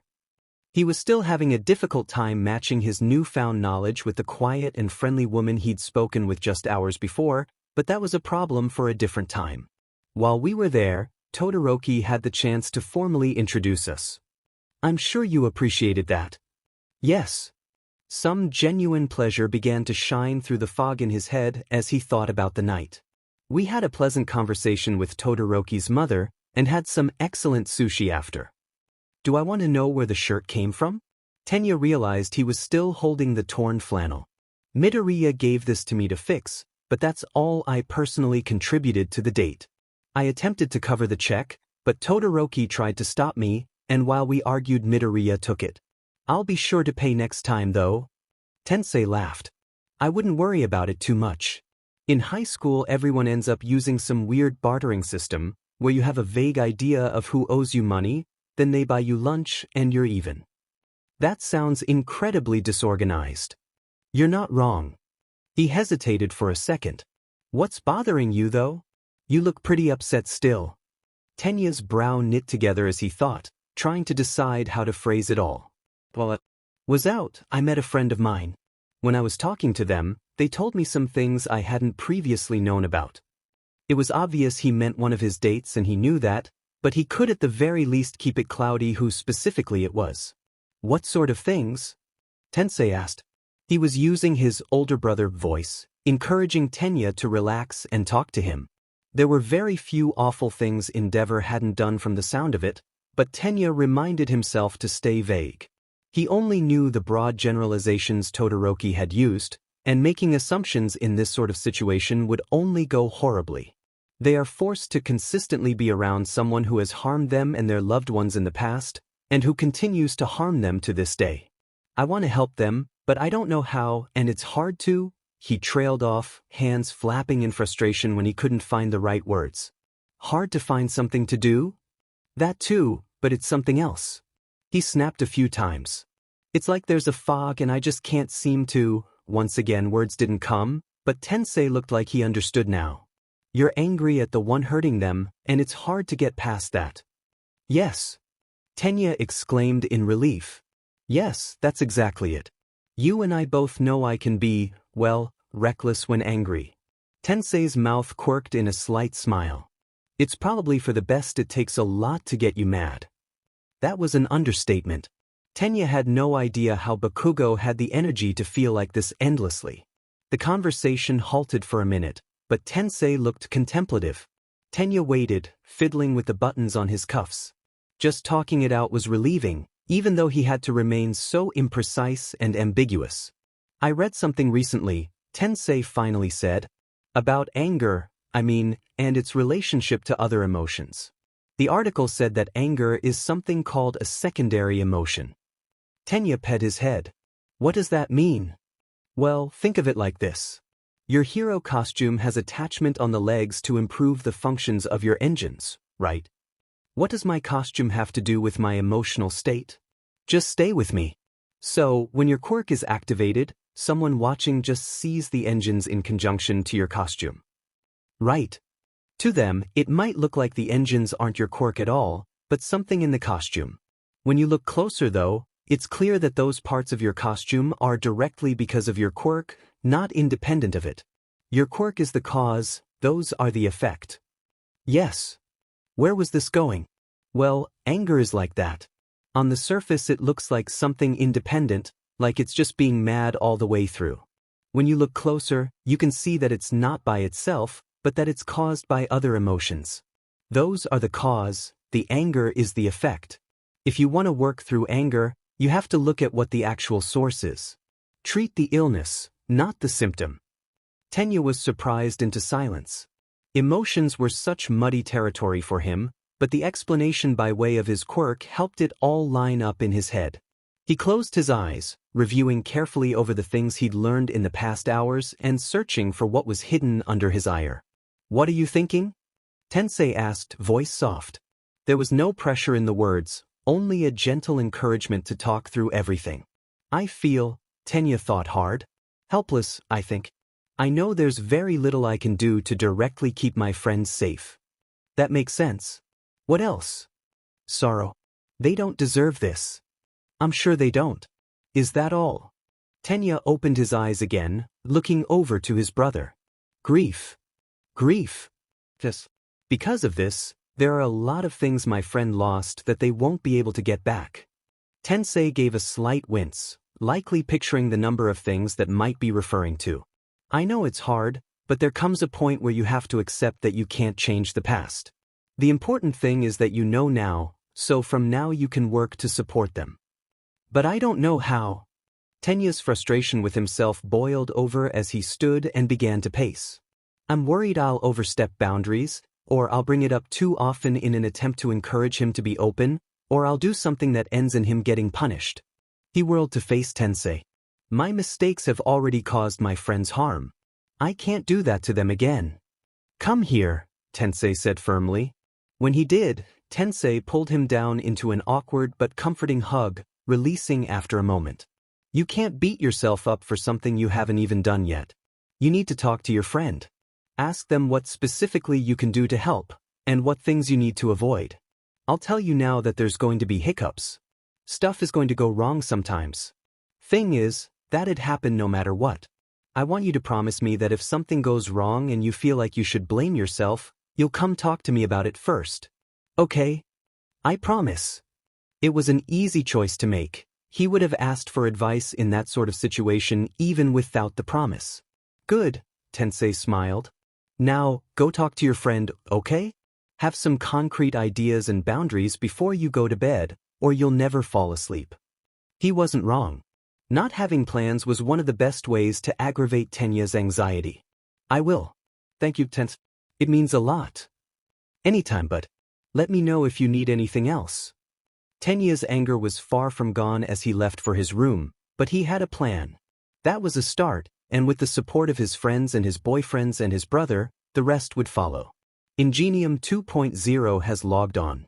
Ingenium 2.0 said, "Good evening, both of you. I apologize for texting so late. Are you both off to bed soon?"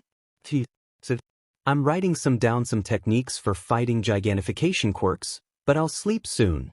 Ingenium 2.0 said, "Somehow I doubt that." Todoroki?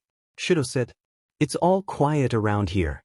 Shido said, "Just reading a book Fuyumi got me before bed." Ingenium 2.0 said, "Oh, is the book good? What is it about?" Shido said, "Yeah, it's pretty good." Shido said, "It's called All Might Through the Years, How One Man Became the Most Beloved Person in a Nation." He said, "Todoroki, oh my god." Ingenium 2.0 said, "It sounds fascinating. My parents' library has a number of books on All Might if you ever want to come browse. Feel free to borrow them, just let me know so I can make decoy covers." Shido said, "Oh no, I definitely want hide the cover." Shido said, "I actually encourage the old BSRD to give me shit about it." Shido said, "Because then when I tell him it's research he's still gonna be said but he can't actually do anything about it because that's the kind of shit he tells me to do." Shido said, "So I'll sit in front of him and read a DMN encyclopedia about how All Might is better than him and there's fuck all he can do about it." Ingenium 2.0 said, "Well, if you're certain you'll be alright, then I'll keep an eye out for books of that criteria. I believe I saw one in the library last week titled, All Might, the Pinnacle of Heroism and Where Other Pros Fall Short. It's a 4-volume series." Shido said, "Perfect." He said, "If you can I will literally give you 1,000 yen to take a picture of his face when he sees that." Shido said, "That was always the plan." Shido said, "Then we can print off a bunch and cut out his face and tape it all over Yui in random places." Ingenium 2.0 said, "Sometimes heroes must rely on more underhanded tactics to win. If that includes taping up a bad photo of your adversary where teenagers will see it and relentlessly make fun of them, so be it." He said, "Iida for someone so straight-laced, You can be pretty devious. Ingenium 2.0 said, we all have secrets. On that note, though, you two should sleep soon. Uraraka has almost certainly worked herself into a frenzy wondering about our date, so we'll all need to have plenty of energy to keep up with her while at school tomorrow. He said, you're right. I'll sleep soon. Shido said, no you won't. Shido said, night Iida Redheart. He said, night Redheart. Ingenium 2.0 said, good night both of you. Sweet dreams Redheart. Ingenium 2.0 has logged off. Tenya thought he knew nerves. He'd been terrified 1,000 times over in the few days he'd been dating Midoria and Todoroki. At that point it should have been easy to shove it to the side. What he hadn't accounted for was how each bout of anxiety had their own unique source, and felt entirely different because of that. The terror that smacked into him as soon as he stepped into room 1A hit right along with Uraraka as she tackled him on sight. He managed to suppress an undignified yelp, but it was a close thing. Small mercies. Iida.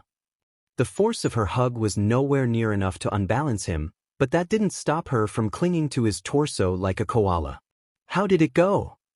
First, why are you here so early?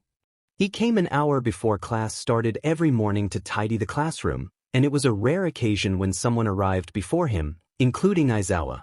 Only Aizawa, other staff members, and Tenya himself had the key to the classroom. He still got flustered when thinking about the amount of trust giving him a copy signified, so he must have already arrived if Uraraka was in the room rather than waiting in the hall. The telltale lump of yellow behind his desk confirmed as much. To Tenya's surprise, there was yet another person in the room, Azui, who waved serenely at him from her desk. Uraraka pulled her head away from his chest to blink up at him, so he wrapped an arm around her back to keep her stable. It'd be no good if she fell and bruised herself, even if she was accosting him. Because I had to be the first one to congratulate you. You did it. You asked them out and went on your first date. She hugged him again with a squeal. Suddenly, Tenya's feet began to lift from the ground. His uniform and backpack became weightless, and his glasses floated up off his face. Uraraka? I'd love to tell you in full detail once we're back on solid ground. She was still holding on to him, her weight not enough to keep him down but thankfully making sure he didn't drift far. Oh! She slipped down with an apologetic look, tapping her fingers together. Sorry, I thought I kept my pinkies up. He landed on his feet easily, catching his glasses in a hand. It's all right, you were quite distracted, he replied, pulling out a cloth to clean the lenses. Lack of gravity didn't suddenly smudge them, but it was nice to have something to do with his hands. As for your question, it went wonderfully. Despite how crowded the restaurant was, we had excellent service, and the weather was perfect. There was a snag when it came to paying for the meal. And so it went, Tenya methodically describing his date piece by piece, though he skipped over the ending. Uraraka nodded along and reacted with her normal exuberance, while Azui tilted her head or closed her eyes every so often. With both clearly interested in their own way and asking plenty of questions, by the time he finished there was a scant 30 minutes before class started. Shoot, the others will be arriving soon. He scanned the classroom, noting every paper scrap, every disorganized shelf, every chair not yet pushed in. Any other day I would encourage their arriving early, but I haven't been able to clean or tidy at all. Uraraka sighed as he turned back to her, already resigned to her fate. Considering you and Azui came and distracted me from that, I assume you'll be just as eager to help me pick up the slack? She didn't argue, only marched over to the supply closet to grab a broom. It was surprisingly fun to clean with them, listening to music from Uraraka's phone and trading pleasant conversation. Despite their late start, having two other sets of hands made the work go that much faster, especially with Uraraka floating to clean the upper parts of windows, and Azui taking care of any flies or spiders. By the time Todoroki and Yaoyorozu had arrived, they were finishing up, the last strains of a song still hanging in the air. As their classmates trickled in, things felt surprisingly normal. No one else tackled him to shout about his dating life, though he was positive Ishido winked at him when he was talking to Todoroki. Both he and Tenya were blushing, but still managed to have a normal conversation despite being hyper-aware of their friends glancing over every so often.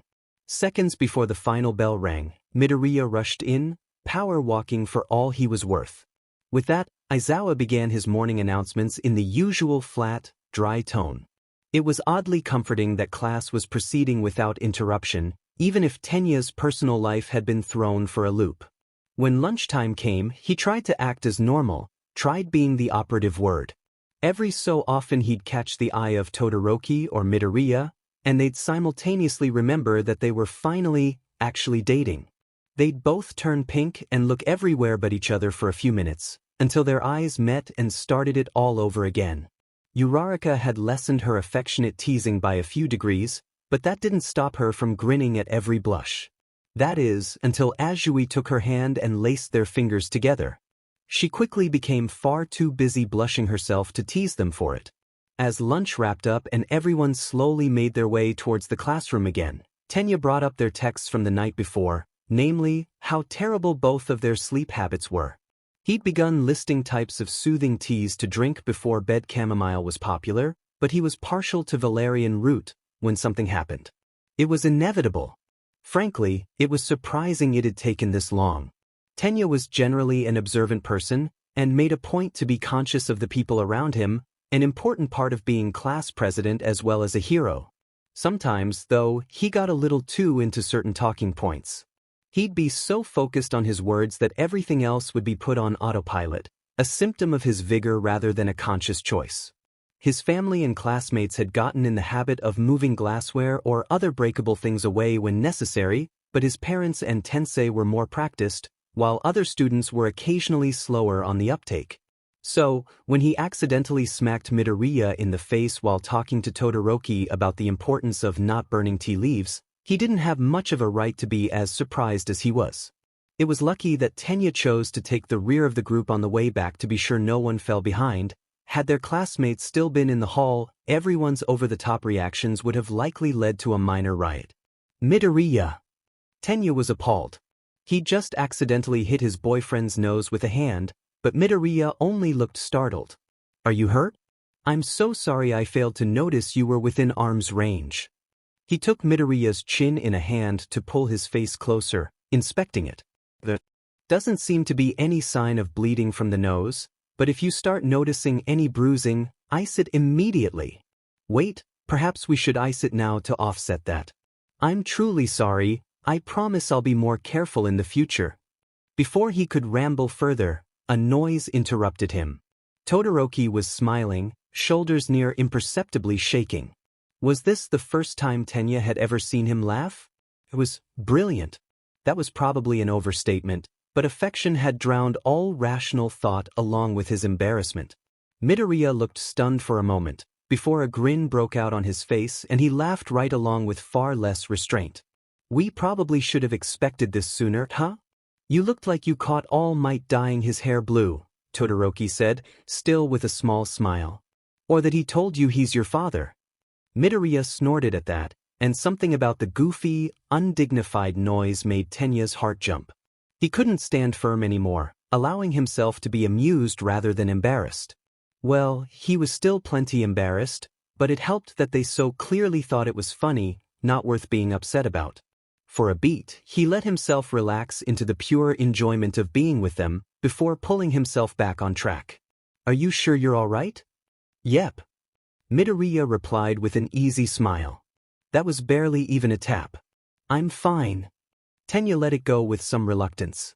It was an accident, and they'd all taken much harder blows in training. For the first half of the year, Midoriya's fighting style had been shatter my bones until I win. Getting clipped with a swing not aimed at him probably did only feel like a tap, even keeping in mind Tenya's strength and exuberance. If you're sure. Class begins again in a few minutes, we should go inside. Todoroki and Midoriya fell into step beside him, until the latter halted. Wait! When he was sure the other two were listening, he continued. Do you think for our next date we could go to the mall? Keeping a lid on the rush of warmth at the thought of another date, Tenya nodded. That sounds like a wonderful place to go. I've unfortunately worn holes in many of my socks, to the point that sewing them is more trouble than it's worth. I was planning on hunting down some sturdier brands within the week, but that errand would be much more enjoyable with both of you there as well. That sounds fun, Todoroki agreed. If I tell the old man I'm staying after school for training, it shouldn't be a problem. Is tomorrow okay? I thought of it last night, and I would have texted you about it, but we all already said goodnight and it felt weird. Then on the way here I realized that since I was telling you today there was no way could go today, that'd be way too short notice. Tomorrow is perfect, Tenya said, appreciating his forethought. At his side, Todoroki nodded. Great. I was thinking we could go to my house first for a bit so we could get our homework out of the way before going, and if you guys want, you can bring stuff to change into so you don't have to wear your uniforms.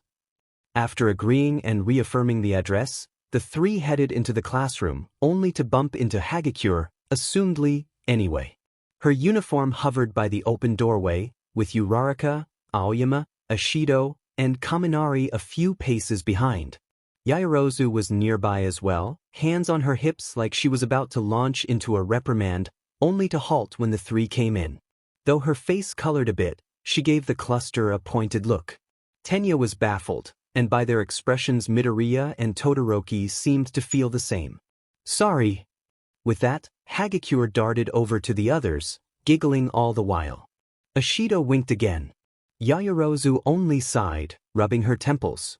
Be sure to avoid blocking doorways and other highly trafficked areas in the future, Tenya said, defaulting to class president mode. Class will begin soon, so everyone to their seats. Those still standing did as asked, for which he was thankful. At least rules made sense, even if none of his classmates did. The next date came faster than Tenya expected, and this time he only agonized over his outfit for half an hour. Staying focused in class with it on the horizon was a Herculean task, but he was nothing if not determined.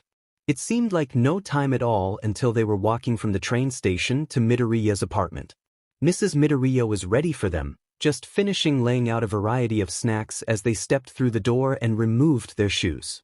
A very wide variety, in fact. The counter had become a bright, colorful array of different chips and sweets, with a few healthier options mixed in. Tenya was pretty sure he saw an entire fruit tray, complete with yogurt dip. Oh, you're all here. She looked equal parts anxious and thrilled, patting down flyaway hairs as she rushed to greet them. Sorry, I was hoping I'd have some time to tidy myself up before you got home. Not that I'm upset, she added as both Tenya and Todoroki opened their mouths to apologize. You came right on time, I just got wrapped up in my own head. She chuckled with a twinge of self-deprecation, just how Midoriya did. Anyway, hi. Come and sit down. Oh, I don't believe I've introduced myself to you yet, she said, turning to Todoroki. Midoriya stepped in. Mom, this is Todoroki Shudo, one of my friends from school. Ah, Todoroki. I've heard a lot about you, Mrs. Midoriya said with a wink. Todoroki blinked a few times, looking unsure of himself, before dipping his head politely. Following Midoriya's lead, they all went to put their backpacks down at the table as his mother examined the spread of food, wringing her hands. I hope I got enough snacks for you all. Izuku eats a lot, so I thought that if I was going to have his friends over, I should get more. It's just been so long since I've done this, I wasn't sure. Well, you're 3 growing boys, of course you eat a lot. All your hero classes must be hard work too, so that's even more you should be eating. Right. Tenya replied as he pulled out his highlighters. It's important to maintain a nutritionally balanced diet no matter who you are, but for heroes, as well as any other who has a physically demanding job, it becomes even more crucial. The cafeteria at UE takes care to keep this in mind, particularly for those in the hero course. For example, our offerings tend to be rich in carbohydrates for energy. Mrs. Midoriya nodded along as she fetched juice and tea from the fridge. I tried to find some choices that were healthy. Izuku mentioned that you keep to a pretty strict diet, so I didn't think you'd be very happy with only sugary options. Appreciated. Though I doubt we'll finish all of this today, it was prudent to be prepared, so thank you for that. If you're worried about leftovers expiring and going to waste, I'm sure plenty of our classmates would be willing to take the things you don't plan on eating yourself. If you give me a list of those items, or tell Midoriya before class tomorrow, I would be happy to organize the distribution. Midoriya, who'd looked somewhat embarrassed at his mother's initial rambling and abundance of food, relaxed as she and Tenya chatted. Todoroki stayed quiet, simply watching the exchange. In the next few minutes, they'd all settled in with their choices: orange juice and carrots for Tenya, pretzels and cold tea for Midoria, grapes and a glass of water for Todoroki, who'd initially refused but relented with some encouragement from the others and began studying. Midoria worked through things best when they were verbalized, and while Tenya preferred to stay quiet, he enjoyed the background noise. Todoroki stepped in as a sounding board every once in a while, punctuating the musical bounce of Midoriya's voice with softer tones. Had their workload been more intensive, Tenya would have needed silence, or at most soft instrumental music, but all their assignments were straightforward. A relaxed quiet settled over them as they fell into a sort of lockstep, the beat kept by pen scratches and pages turning. Midway through drilling himself on his English flashcards for the third time, he was pulled out of his focus by Todoroki repeating his name. "Iida?" he said again as Tenya finally turned to him. "Midoriya and I are done with our work. Are you finishing up?" "Apologies for not responding immediately. I promise I was not ignoring you, I was only absorbed in my studies. If it's alright, I'd like to finish this round of flashcards." He always hated stopping in the middle of an assignment or specific focus when studying. It felt like his brain stayed stuck in whatever had been interrupted and refused to move on until he was able to return to it. The corner of Todoroki's mouth lifted. "It's okay, I know how focused you can get. Todoroki and I are gonna change out of our uniforms. Don't feel like you have to rush so you can join us. Take your time. Join us." Todoroki's voice was even, but his raised brows betrayed some surprise. "That's not what I meant." Midoriya went scarlet, flailing in mortification and almost falling out of his chair. "Just that." Tenya cut into what was certain to be a stretch of flustered babbling before it could start, hoping to save Midoriya from saying anything else that might add another layer of awkwardness. "I understand your intention." His palms were still sweating despite that, but that wasn't something he needed to share. "It shouldn't be long before I catch up. You can go on ahead." The tension that had pulled Midoriya's shoulders to be level with his ears drained out of him, and he slumped a bit, looking relieved. "There's another bathroom down the hall you can change in when you get done."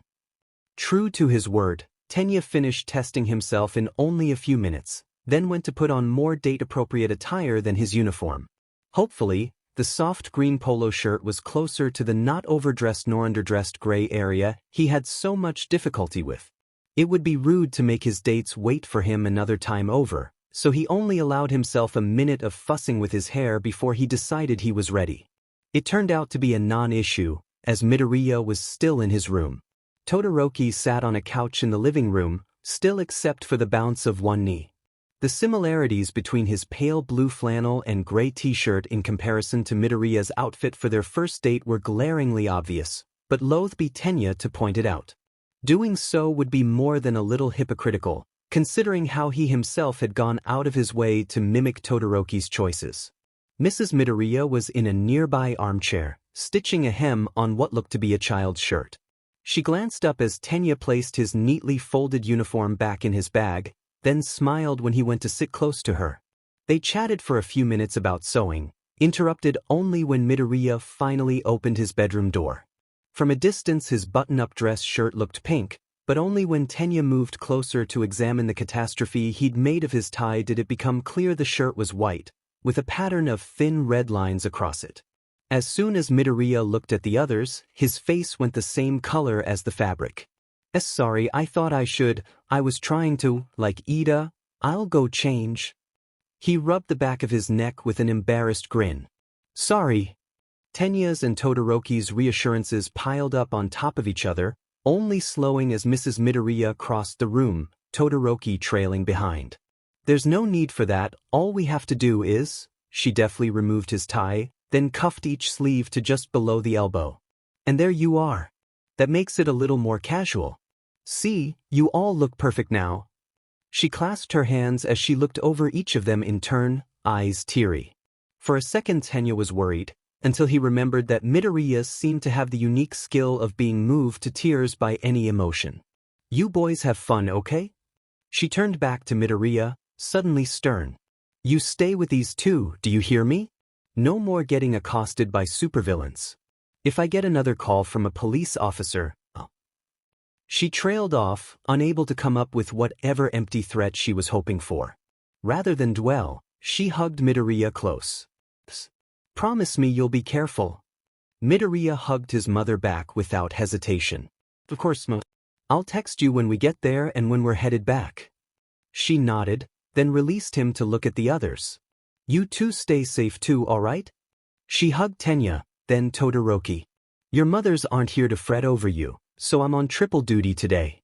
Be careful, stay together, and keep an eye on each other. Todoroki awkwardly patted her back as Tenya stepped in to give her some relief. You have my word that I'll stay aware of our surroundings, and know where both others are at all times. After wrangling all of 1A, this will be no trouble. With a few more assurances and another round of hugs, they were off to have their second date start. For 11 p.m. They arrive at the mall, together refusing to get distracted. For 12 p.m. They are immediately distracted.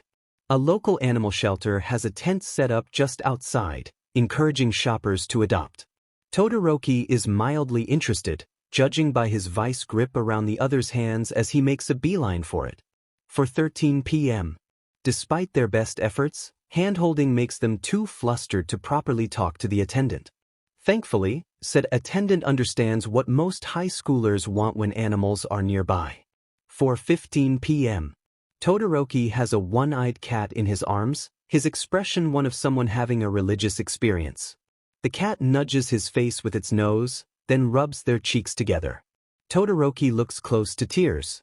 Tenya discovers that when a puppy wants to lick your face, there is very little you can do to stop it from doing so.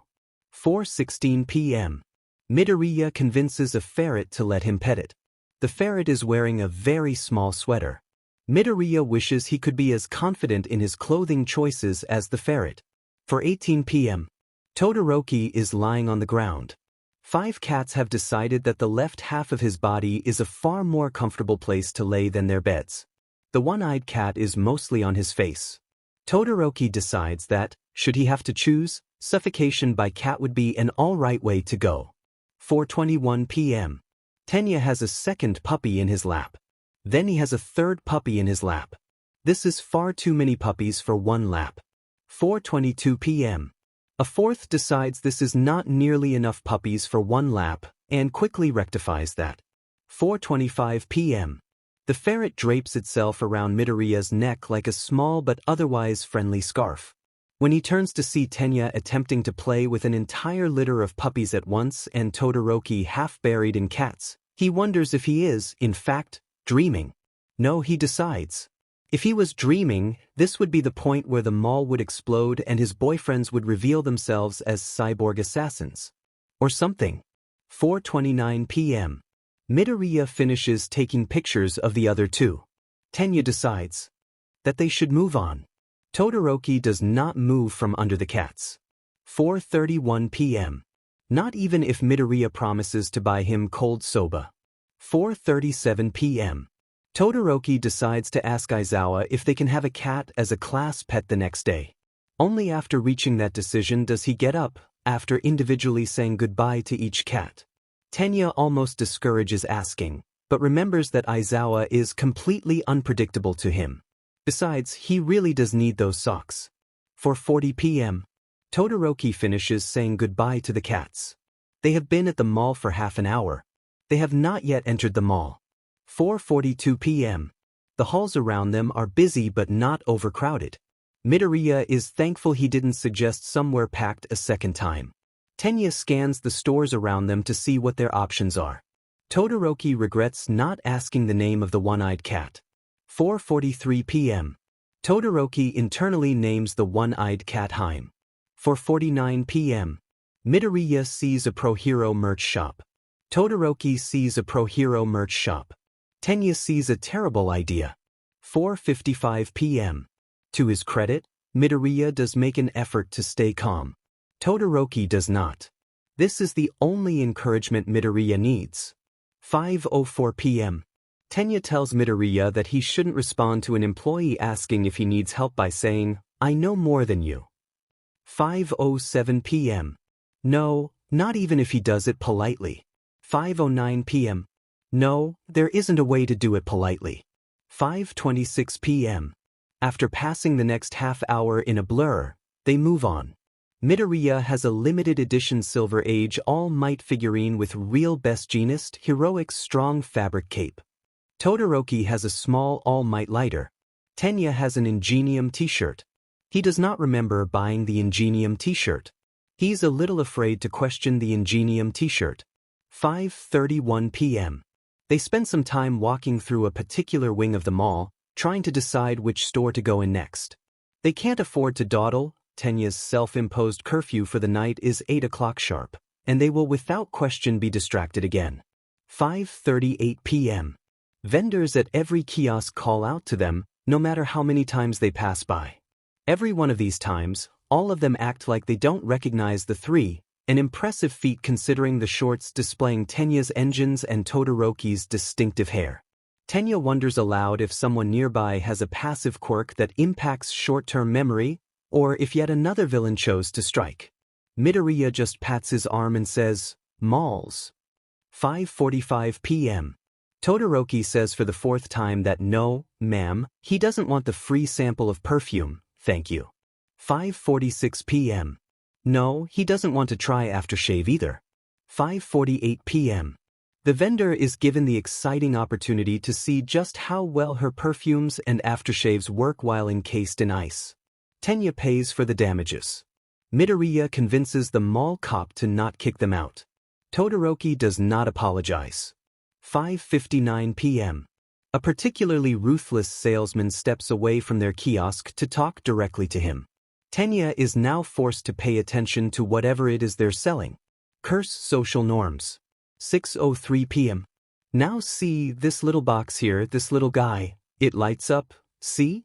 Of course, it's not just a fancy flashlight, it does all sorts of nifty things, so buckle in because I'm about to blow your mind. 6:07 p.m. Another thing my friend here helps with age spots and wrinkles, but you kiddos don't look like you need that. See this little SW cheer, though, it makes the whole thing vibrate, see?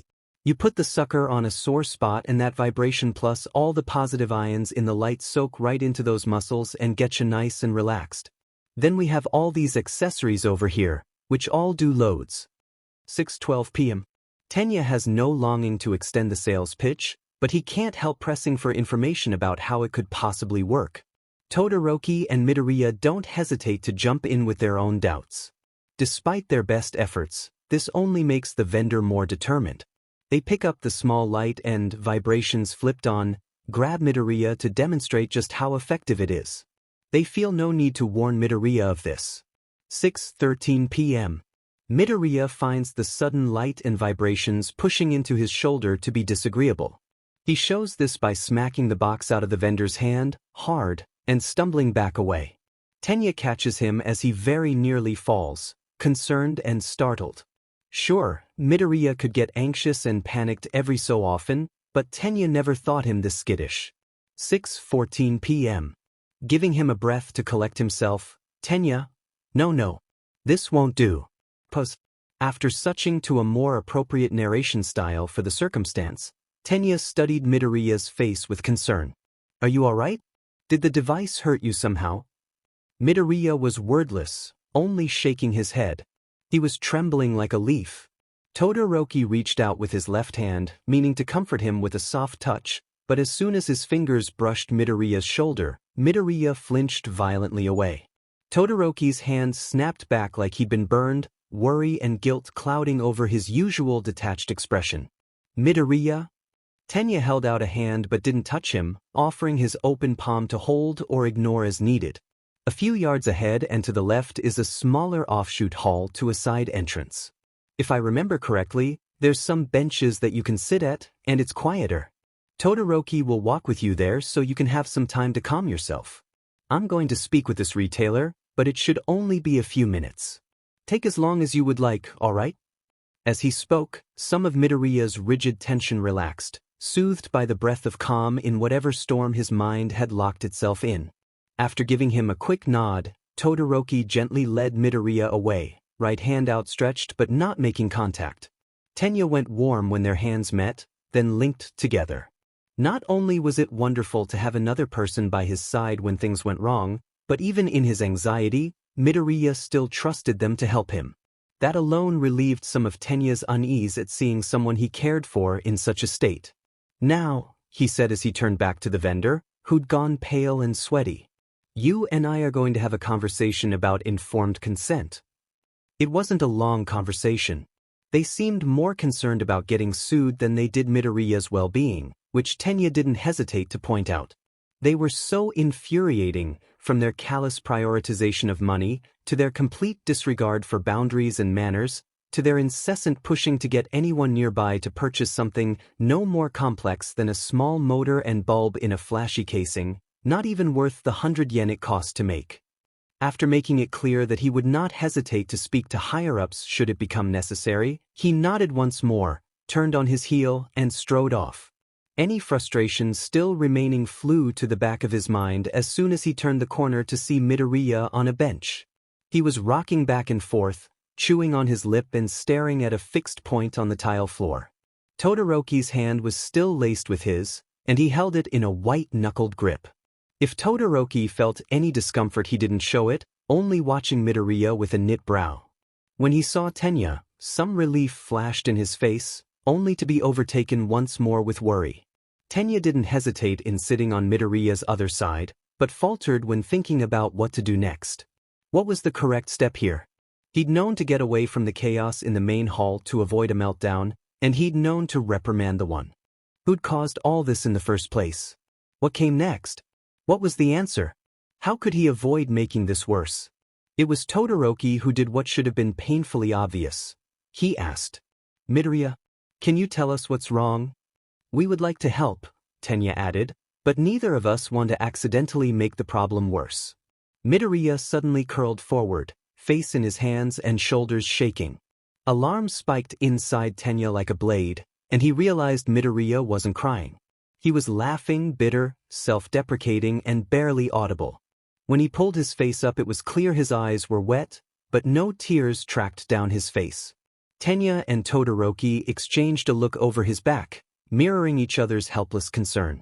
"There's nothing either of you can do, really, so?" Midoriya. Though he still wouldn't look either of them in the face, his head turned slightly towards Todoroki in acknowledgement. "How many times have you been told to not interfere in something, because there was nothing you could do?" The pause. "Lots. And how many of those times did you listen and not try to help?" The sheepish look on his face was answer enough. With it came a reluctant smile, and Tenya felt like he could breathe a little easier. There was still rocking, still trembling, but this was a start. "Tell us what it is that's troubling you," he said. "Then after we can talk about what we will do to help. If it would be easier, start with what specifically caused your current distress." Midoriya's jaw clenched, unclenched. He squeezed his eyes shut, lines furrowing in his brow. There was the thing. The box, I guess. It's stupid, but it being all bright and sudden, and then the vibrating. His eyes flew open but focused on nothing in particular, still stuck in the recent past. "And they didn't warn me, and they grabbed me, and I didn't know what was going on, but it was so close to my face and I just..." "Breathe, Midoriya." Todoroki fingers jumped, as if he wanted to reach out to link their hands once more, but instead only plucked nervously at the fabric of his breathes. "It's all right." Tenya understood the urge for contact, but was familiar with how awful even the most well-meaning touch could feel at the wrong time. "You're away from that now, here where it's much calmer and quieter." Midoriya nodded, inhaling deeply before releasing some tension in his shoulders alongside the breath. "You both know that Kaken and I have been friends. Well, we've known each other for a long time. We were friends when we were kids. Even then, he was so talented and brave." The barest trace of a smile showed, veiled with sour nostalgia. "I thought he was the coolest." He thought so too.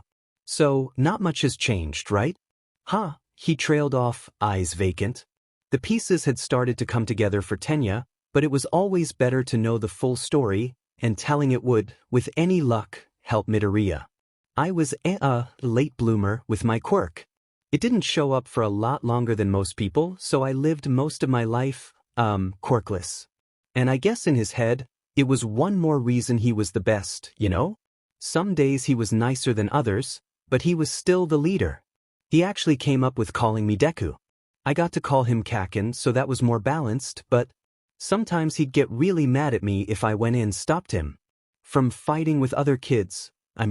Well, it wasn't really fighting since he just kinda beat them up since his quirk is pretty intimidating, so then he'd beat me up and all that. Not all the time, though, it wasn't crazy or anything. I would think, Tenya said, carefully calm, that attacking others who cannot defend themselves should be met with consequences, no matter how infrequent it is. It took only a glance to see that this wasn't another situation of Midoriya and Todoroki letting him in on something. Todoroki looked as dismayed as Tenya felt. Well, Midoriya replied with a shrug. No one else thought so then. My mom tried to help, but she doesn't do confrontation very well, so she couldn't do much. Not that I blame her. If I was better about picking my battles, he might not hate me so much, and then there wouldn't be a problem. It's not a kid's job to defend themselves in that sort of situation. Todoroki's voice was steady, but Tenya noticed a small patch of frost climbing up his neck, betraying his true emotions. Well, when you say it like that, sure, but I don't know. A green curl fell forward to hang in his face. After a beat, Tenya spoke up again. I'm sorry, and if you don't wish to discuss it, I understand, but one thing is still unclear to me. He hesitated. How did you move from an unequal friendship to him hating you so strongly?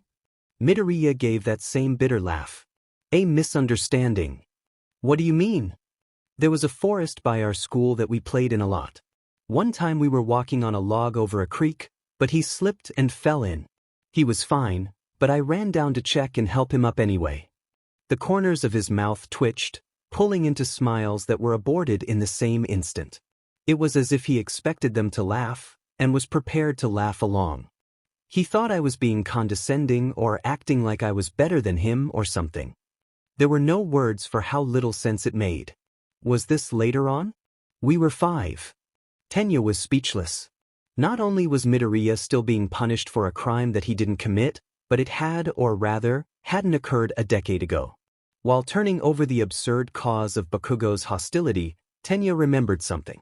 The first day of class, after the quirk apprehension test, he tried to attack you while shouting something about quirks. I had no idea why at the time, and never had reason to dwell on it, but it makes sense now. I was kinda ready for that from the start, but it was the first time a teacher intervened, so that was nice. The first. Todoroki's eyes were narrow. I guess, but I also never told them there was something to intervene in, so.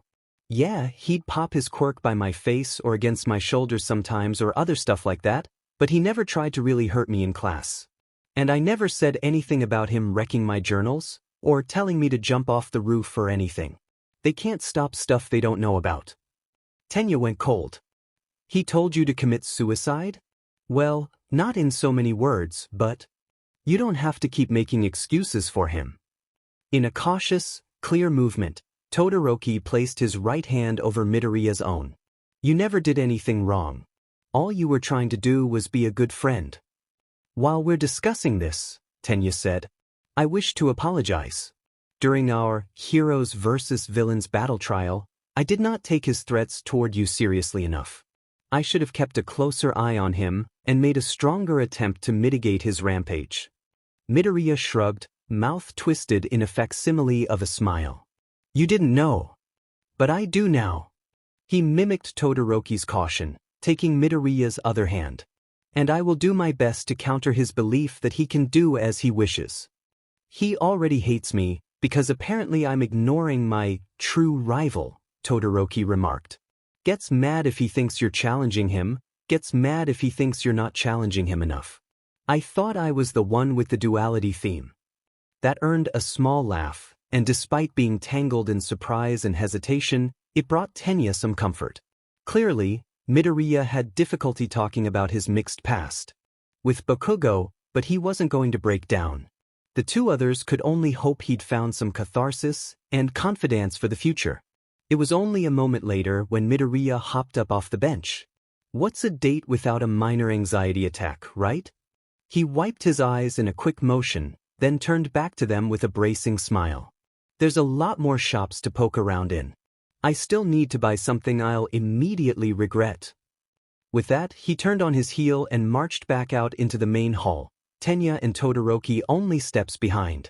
Even as Tenya protested such lax behavior with one's budget, he caught Todoroki's eye. They shared a small, secret smile, not one solely of camaraderie, but of promise. Sure, they couldn't go back in time and redirect the course of history. They could, however, make Bakugo's life hell if he so much as looked at Midoriya wrong. If anyone deserved an honor guard, it was him. The first task of the honor guard? Keeping their still teary-eyed charge from running directly into the mall cop that had attempted to kick them out earlier. Heavy was the burden. Resume. 6:58 p.m. Midoriya ducks inside the nearest store, loudly reminding anyone who will listen that no, he is not weepy, thank you very much. His dates are right on his heels, brandishing tissues for anyone that may or may not be crying. They're inside for seconds when they halt, visually assaulted by a wave of glitter. Every shelf, rack, and stand packed the room floor to ceiling with cutesy clothes and accessories. Hagakure would have been in heaven. It does not appear to stock sturdy athletic socks, but Tenya doesn't want to assume. 7:01 p.m. The store does not stock sturdy athletic socks. 7:04 p.m. Tenya finds Todoroki by a small bin of hair clips. As soon as he approaches with Midoriya, Todoroki claims he was not trying on the clips. The clips still have red and white hairs clinging to them. They all know that the others know this.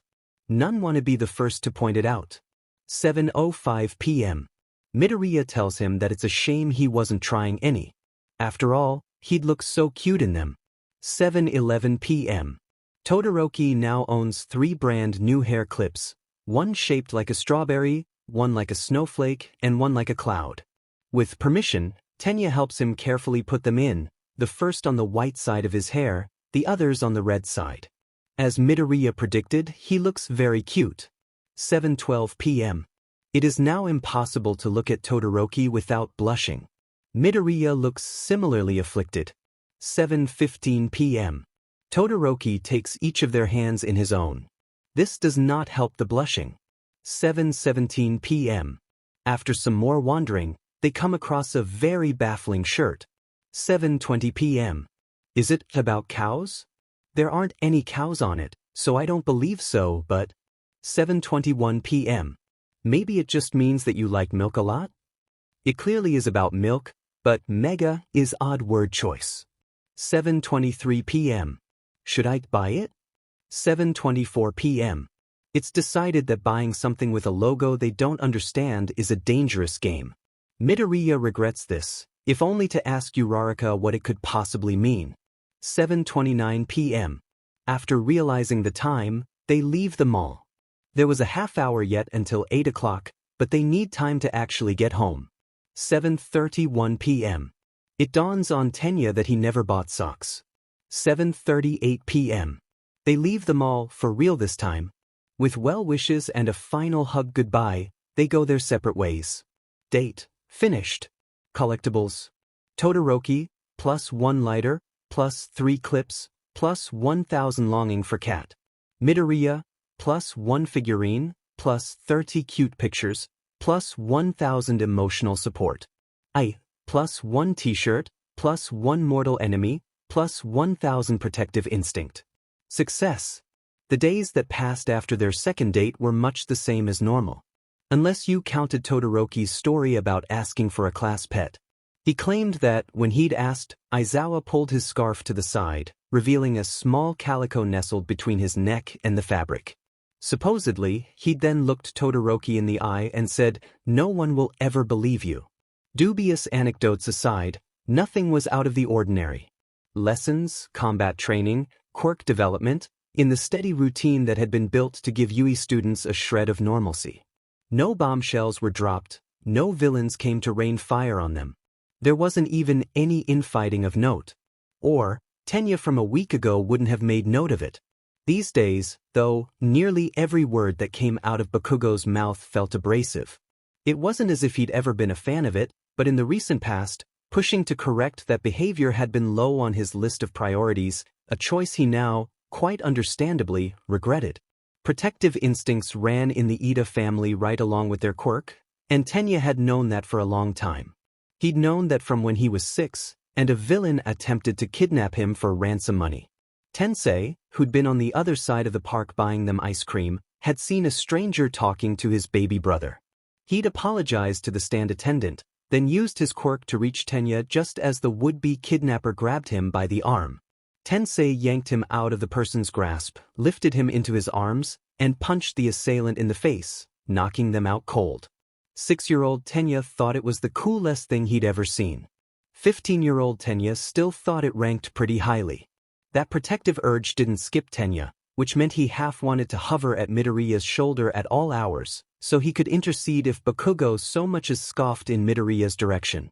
Logically, it would solve nothing, and Midoriya wouldn't appreciate it, but that didn't stop him from wanting to. Rather, he did what he knew he should have done from the start. He made an effort to actually respond. As much as he disliked it, stopping him from cursing was a battle lost before it had even begun, so he didn't worry as much about that, though he did keep an internal swear jar, if only for visualization. Direct threats, petty name-calling, derogatory comments, those were in his jurisdiction as class president. He didn't have the power to give punishments, knowing UE students, that would slide into dictatorships within the week, but he wrote down all of the incidents as they happened. Once there were enough, though he wasn't quite sure what enough would look like, he would organize them into a complete record and bring it to Aizawa. Along with it would be a request to, in some way, incite DISCLAIMER. It wasn't as if Tenya thought Aizawa was blind to Bakugo's behavior, assuming that would be tantamount to an insult considering his quirk, jobs, and skills. His goal was to show that he and his classmates had no longing to put up with such behavior any longer. The stack of individual conflict reports grew taller on his desk in his bedroom, which only strengthened his determination. There was no way Bakugo could ignore this, Tenya thought. It was completely by the book, an overwhelming account of all the times he'd caused harm in only a few weeks. No one who wanted to be a hero could sidestep rules and authority, not forever. Were it any other person, any other victim, any other situation, Tenya would have been happy with that. He would know he was doing what his job was, and that following the official course of action would lead to the best outcome. But it was this person, this victim, this situation, and Tenya was so frustrated he thought he would explode. Why did the official course of action have to be this mind-numbingly slow? It came to a head on a day like any other. Their afternoon training was a group exercise, ironically, nearly the same villains versus heroes trial they did at the beginning of the semester. The building was bigger, the target was smaller, but the task was the same. One group to defend an object, the other group to attack. It was, Aizawa said, to test their progress. They knew each other's quirks, their fighting style, their moves. Could they get creative under pressure? Would they take different tactics than what they used the first time? They'd been paired randomly, like they had been the first time around. After all, they'd often have to cooperate with whatever other pros happened to be near while doing hero work. Tenya was partners with Tokoyami, which he was content with. Poor Uraraka, on the other hand, was paired with Bakugo. She'd earned some grudging respect from him after the sports festival, yes, but that didn't mean he suddenly became easy to work with. Even those that called him a friend found it difficult to cooperate in planning, more often pulled into doing whatever he had come up with alone. There was no chance of Uraraka bending to whatever reckless plan he made, but that might help as much as hinder them.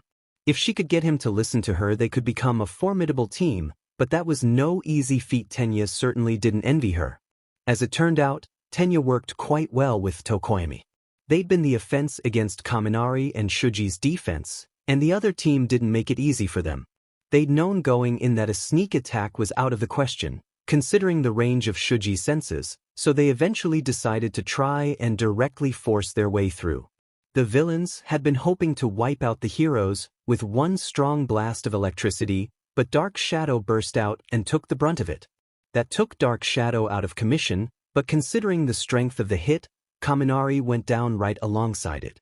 Shuji raced in to attack Tenya in hand-to-hand, a fight Tenya went into knowing he was likely to lose. It did, however, keep Shuji's focus on him, and in doing so, Shuji made the mistake of underestimating Tokoyami-san's dark shadow. Though he was without the cloaking ability Dark Shadow gave him, he snuck across the room with little trouble. Tenya shouted random platitudes about the meaning of heroism under the guise of method acting the exercise as he did the first time, and all his attacks were over the top and grandiose. Only when it was too late did Shuji realize it wasn't Tenya being his usual exuberant self, but rather a distraction. Kaminari, to his credit, did try to stop Tokoyami. He grabbed Tokoyami by the ankle as he passed where he was laying on the floor. The shock he delivered, however, was only strong enough to make Tokoyami's feathers all stand on end.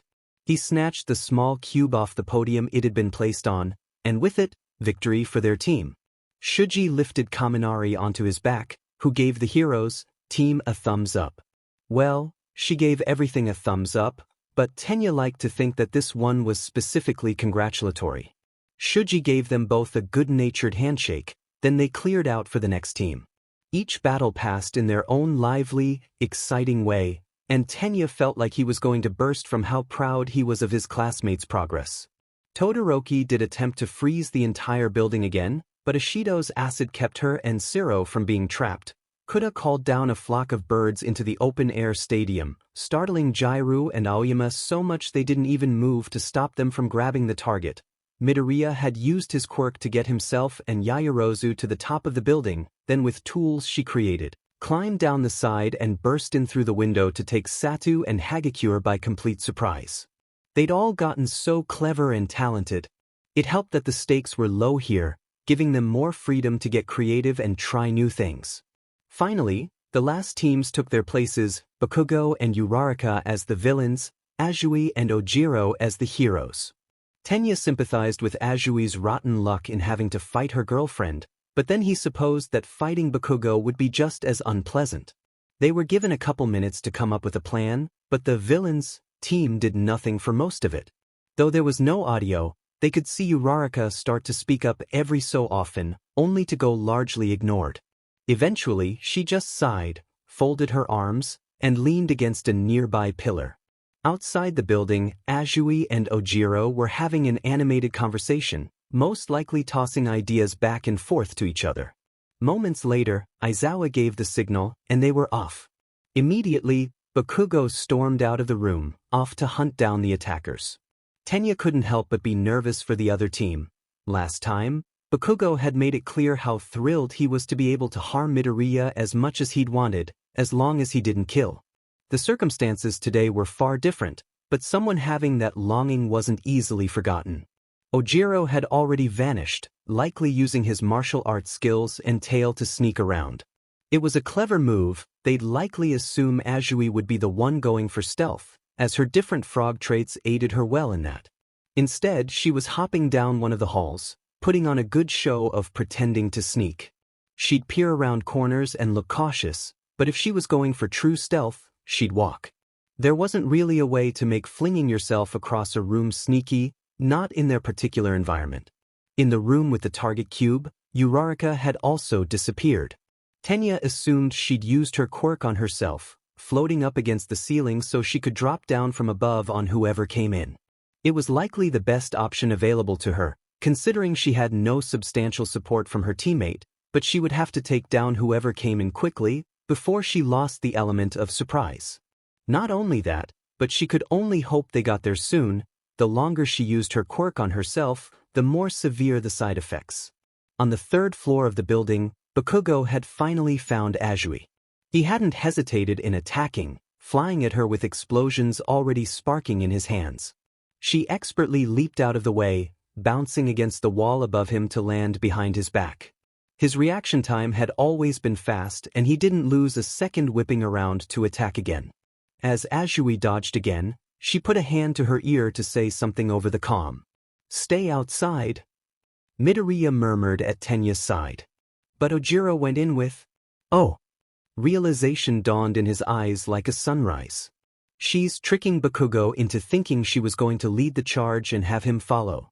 That way he stays focused on her, assuming that Ojiro isn't a problem yet. "I would imagine that the longer she keeps this up, the more likely he will be to expect a trick," Tenya replied. Midoriya nodded, bouncing on his toes as he continued to analyze the scene. Right? But she doesn't need to hold him off forever. Even if she did, she couldn't. She can hop and dodge for a long time, but he's fast, so she's going to get tired eventually. It was true. The longer the fight went on, Azui fainting and otherwise only pretending to do anything more than dodge, the closer each explosion got to hitting her. She just needs to hold him long enough for Ojiro to get past.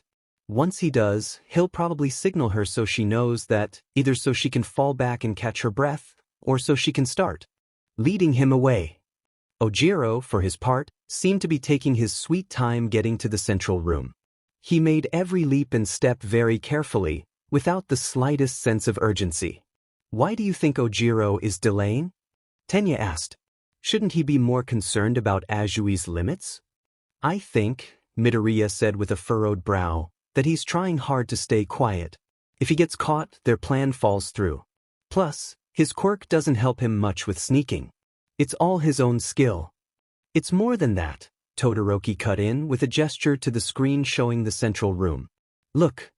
On the screen, they could see the door slowly open.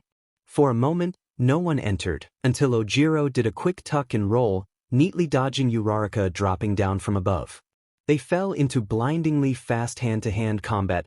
Ojiro was good enough to get through the entrance exam with only his tail, but Uraraka had spent days training non-stop under Gunhead. They were near evenly matched. After a few beats, Uraraka drew back enough to shout into her earpiece, likely trying to warn Bakugo that the other team had breached, but after only a few words, he removed the earpiece and threw it down the hall, flying at Azui with new fervor. Next time, Tenya heard Aizawa mutter, "I am attaching those earpieces with chains and locks." Azui had her own second wind, encouraged by her plan's step towards success. At one point she wrapped her tongue around Bakugo's waist and sent him flying down the hall, and the look on his face as soon as her tongue hit was something Tenya knew he would treasure for years. Back in the central room, Ojiro and Uraraka had moved in a sweeping arc as they fought. Uraraka held her right arm at an awkward angle, and Ojiro sported a quickly swelling black eye. It was stunning to watch them move in what looked like equal parts combat and dance, both of them using every trick they knew. Tenya winced when a powerful blow from Ojiro's tail hit her directly in the gut. Normally, that was something she would be able to recover from, but she must have already been quite nauseous from her time spent hovering. She stumbled to the side and braced a hand on the wall before sliding down to her knees, bending over and retching. He was slow, Todoroki said, to give her as big a disadvantage in their fight as possible. His timing was perfect. He came in right when her nausea became severe enough to prevent her from using her quirk in their fight. Ojiro looked genuinely sorry, but made a point to grab the target cube before coming to her side, holding the front of her hair back when she vomited, then slinging her arm over his shoulders so he could help her stand again. She looked a little woozy still, but shook him off after only a few steps. He stayed close in case she stumbled, but there was no need for worry. With her head held high, she made her way out, Ojiro only steps behind. Because he'd shed his earpiece, Bakugo hadn't gotten the message that the match was over, straightening in confusion when Azui dropped out of her fighting stance. Azui said only 2 words to him before turning and leaving him behind, and Tenya didn't need Midoriya's aid to understand them. We won. Bakugo nearly collapsed the building in his anger, but there was no one left to harm but himself. Aizawa led the class to a small grassy area close to the building they'd been using. There were a few benches scattered around, where those who'd been injured sat gratefully. What are some things you noticed other teams doing that worked? Aizawa asked as he looked them over. After a moment, Kirishima spoke up. Kuda with the birds. That was cool as hell, man. Kuda blushed and ducked his head as the rest of the class agreed that it was, indeed, cool as hell. There's a level of advantage being underestimated can give you, Aizawa replied with a nod. Some heroes with a certain level of fame or a threatening build can't use that as easily, so it's more common for underground heroes. It's also not limited to people who are petite, feminine, or otherwise seen as weak. Kuda is the second tallest in this class and could easily appear threatening if he wanted to, but he doesn't. It's a strategy worth thinking about. What else? Tenya thought over his own trial. Kaminari, despite being overcharged, still attempted to stop Tokoyami. It was an unsuccessful attack, yes, but it showed determination and a refusal to give up that's worth pride. Kaminari, who'd mostly come back to his senses, grinned at him. It's good to be determined, but you have to be more selective about knowing when it's worth it. Aizawa turned to him, expression firm. Stop going over your limit for classwork, or you'll give yourself permanent brain damage.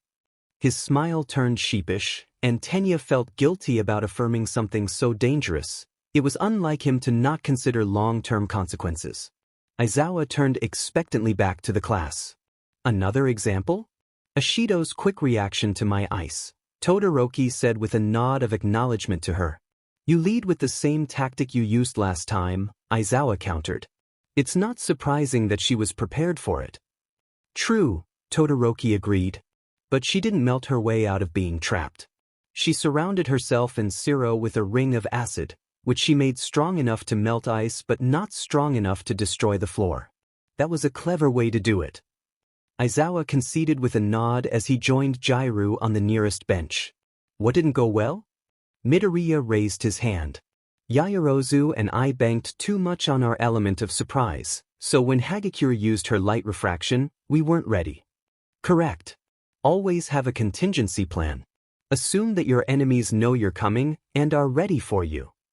Uraraka spoke up from where she sat on the grass, a nearby Azui rubbing her back. Bakugo charged off without making a plan with me, because that worked so well last time we did this.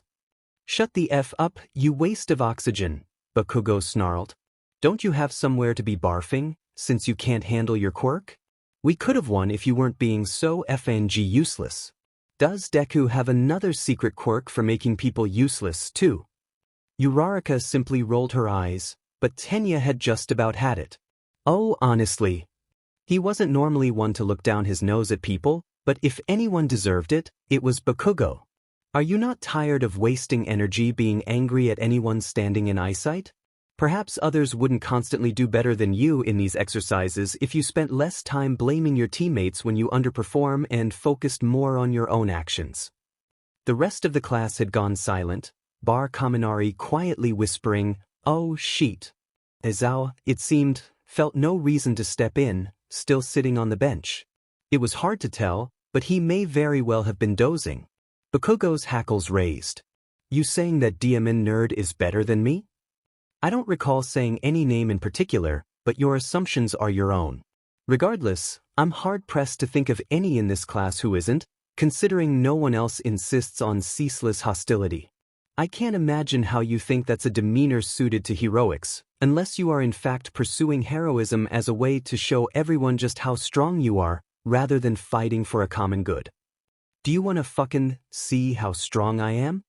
Bakugo's hands started to give off telltale pops and flashes as he tensed. Let's see how stuck up you are when I blow your face off. Did you ignore every word I said? Besides, strong. Tenya asked with a raised brow, not responding to the threat. It certainly wasn't an empty one, but he saw no reason to encourage a schoolyard brawl, not that Bakugo needed any more of those. Kirishima stepped in, as he often did when Bakugo clashed with others. Come on man, you're just proving his point. Why don't we? So you agree with him? Bakugo demanded. Kirishima backpedaled quickly. You know you can be kinda hot-headed sometimes, but you don't have to fight over it. It's not very manly to want to kick his butt over one comment. Tenya very nearly responded, but paused as Midoriya linked their pinkies. He didn't say anything, but Tenya got the message. I apologize, he said to his boyfriend, pointedly ignoring Bakugo. It was petty, but he felt a little petty. I got carried away. This isn't a proper setting for behavioral reprimands, even if I am class president. Oh, now you decide that? Bakugo, having pushed past Kirishima's attempts at mollifying him, didn't hesitate in getting in Tenya's face. Little too late to PP out, President. Midoriya backed away, and though Tenya missed their contact, he couldn't fault him for what was clearly habit. I suppose reminding you that isn't school-appropriate language would be a lost cause. Tenya gave no ground, looking Bakugo in the eye. After Hosu, even the thought that Bakugo could intimidate him was laughable. He kept his voice low and even, not everyone had to bluster and shout to show steel. I suggest you step down. This is neither the time nor the place, and you'll be waiting a long time if you mean to browbeat me into cowering. Bakugo's teeth were bared like a wild dog's. It was clear that stepping down wasn't in his lexicon, and Tenya knew that. It was only polite to warn others when fallout was on the horizon. I'm not gonna step down just 'cause you're acting like some big-shot hero when you're nothing but some pretentious D with a title. Not everyone is gonna roll over and beg at your beck and to call like your little boyfriends. Tenya's posture was already impeccable, but the anger that bloomed in his chest at those words felt like it pulled him to stand even straighter, further dramatizing how much taller he was than Bakugo. He couldn't have cared less what names he was called, but such assumptions about his relationships were much too far. I'll say it once more. Though he got no louder, his words were colder than ice and harder than titanium. The tension in the air was palpable, freezing every one of their classmates into playing witness. Step down. Bakugo snorted. Not FNG likely. Then, to no one's surprise, he attacked. The explosion they both expected to punctuate his hard right swing never came. There was no noise, no flash of light or heat. Nothing. Before that had processed, Tenya's reflexes kicked in, already moving him to block and respond. Bakugo was one of the top students in the class. He won the sports festival and always did well in combat practice. His quirk was suited for fighting, and he never balked at the chance to come to blows. By all rights, he was an incredibly dangerous person. Tenya pinned him in 30 seconds flat. One knee on his back, the other shin pinning his left arm, one hand holding his right arm back, the other on the back of his head and pushing it into the ground. Textbook. When one's fighting style hinged entirely on their quirk, taking that away made them near harmless. Bakugo was no exception. Leaning closer, he spoke again. Rather than shout over Bakugo's struggles and curses, he allowed them to mask his words, keeping the conversation between him and Bakugo. This wasn't a public trial. I believe it's time for you to stop acting like a middle schooler and treat our classmates with respect. In particular, you will cease your direct violence towards Midoria. I will not ask you to apologize, as there is no point until you mature enough to feel remorse for your actions. Should this improper behavior continue, I would be happy to speak to Aizawa about it. I'm sure he would appreciate the full disclosure considering his limited knowledge of your shared history. Even if he decides against immediate reprimand, it will be noted in every personality profile at this academy. Quite a dark spot to mar one's permanent record, isn't it? Bakugo glared at him as best he could in his position. Is that a threat? I'm telling you the consequences of your actions, something that it seems no one else has ever bothered to do. That out of the way, he looked up to confirm his suspicions. As expected, Aizawa had one eye open, the red glow faint in direct sunlight. A few dark strands had pulled free from the messy bun they'd been tied in.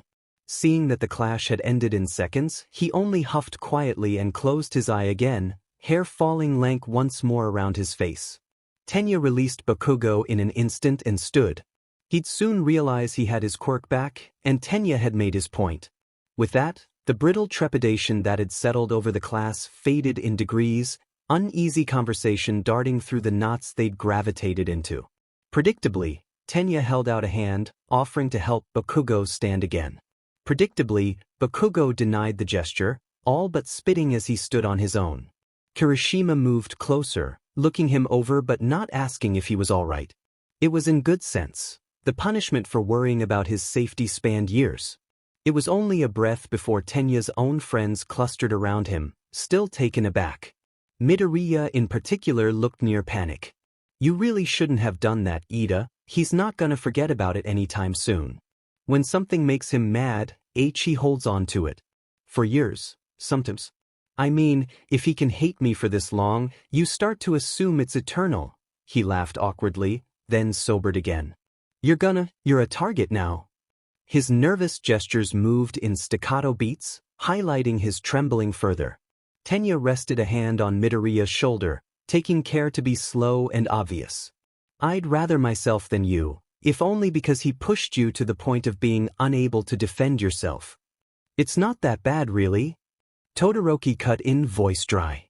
Your anxiety spikes every time he yells or gets near you. That's a hell of a roadblock for self-defense. It's just because I'm Midoriya, said Uraraka.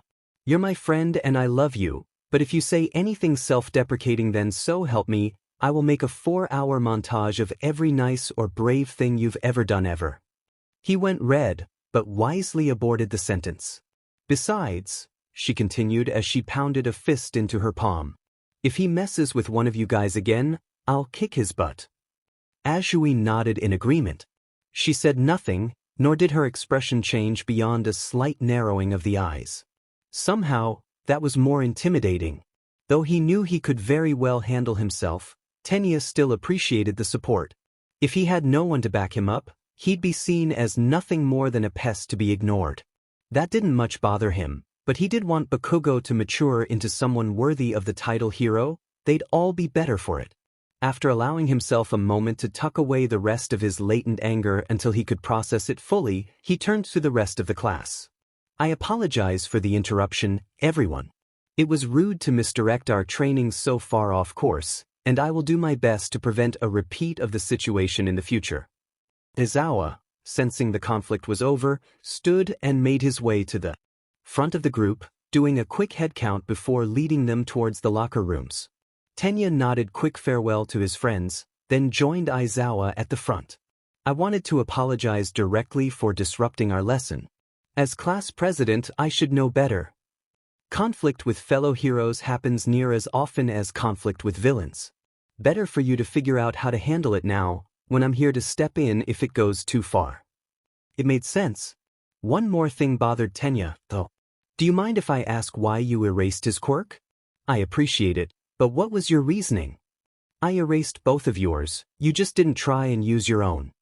Izawa glanced at him out of the corner of his eye. Have you seen all the paperwork I have to do when you guys fight outside of combat training? Double for if you actually injure each other, not to mention organizing detentions for both of you, getting chewed out by Recovery Girl. It's endless. We'd all rather avoid the headache.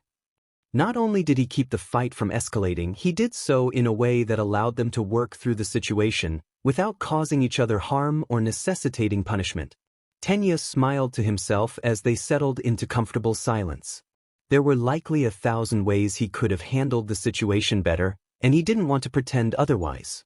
Despite that, it was comforting to know that he had a good role model for quick reaction and problem-solving right in front of him, and that said role model was watching his back. No leader was perfect, and Tenya knew that perfection was not a standard he should try and reach. That was no reason to give up on improving. His class had chosen him to guide them on their collective journey into heroics, and that was not a job he would take lightly. It was with a new determination that Tenya fell to the back of the group to be sure no one got left behind. A moment later, Midoriya and Todoroki came to either side of him, reminding him without words that his job was not one he had to do alone. Class rep. Tenya looked up from where he'd been reviewing his homework planner as he packed up for the day. Kirishima? What can I help you with? Kirishima bit his lip, which was worrying considering his teeth. It's about Bakugo. He should have assumed that, considering the two's friendship. How someone as friendly and open as Kirishima came to be so close to someone like Bakugo, Tenya couldn't fathom. What about him? With something like a sigh, Kirishima leaned back onto the desk next to Tenya's kudas, who'd already left for the day. Tenya almost chastised him, but he wasn't actually sitting on the desk, so he supposed he'd let it slide. I just wanted to. I dunno, it's kind of dumb, but I know that sometimes he does stuff that's not good. He can be mean and he can be self-centered and a whole bunch of other stuff, sorry.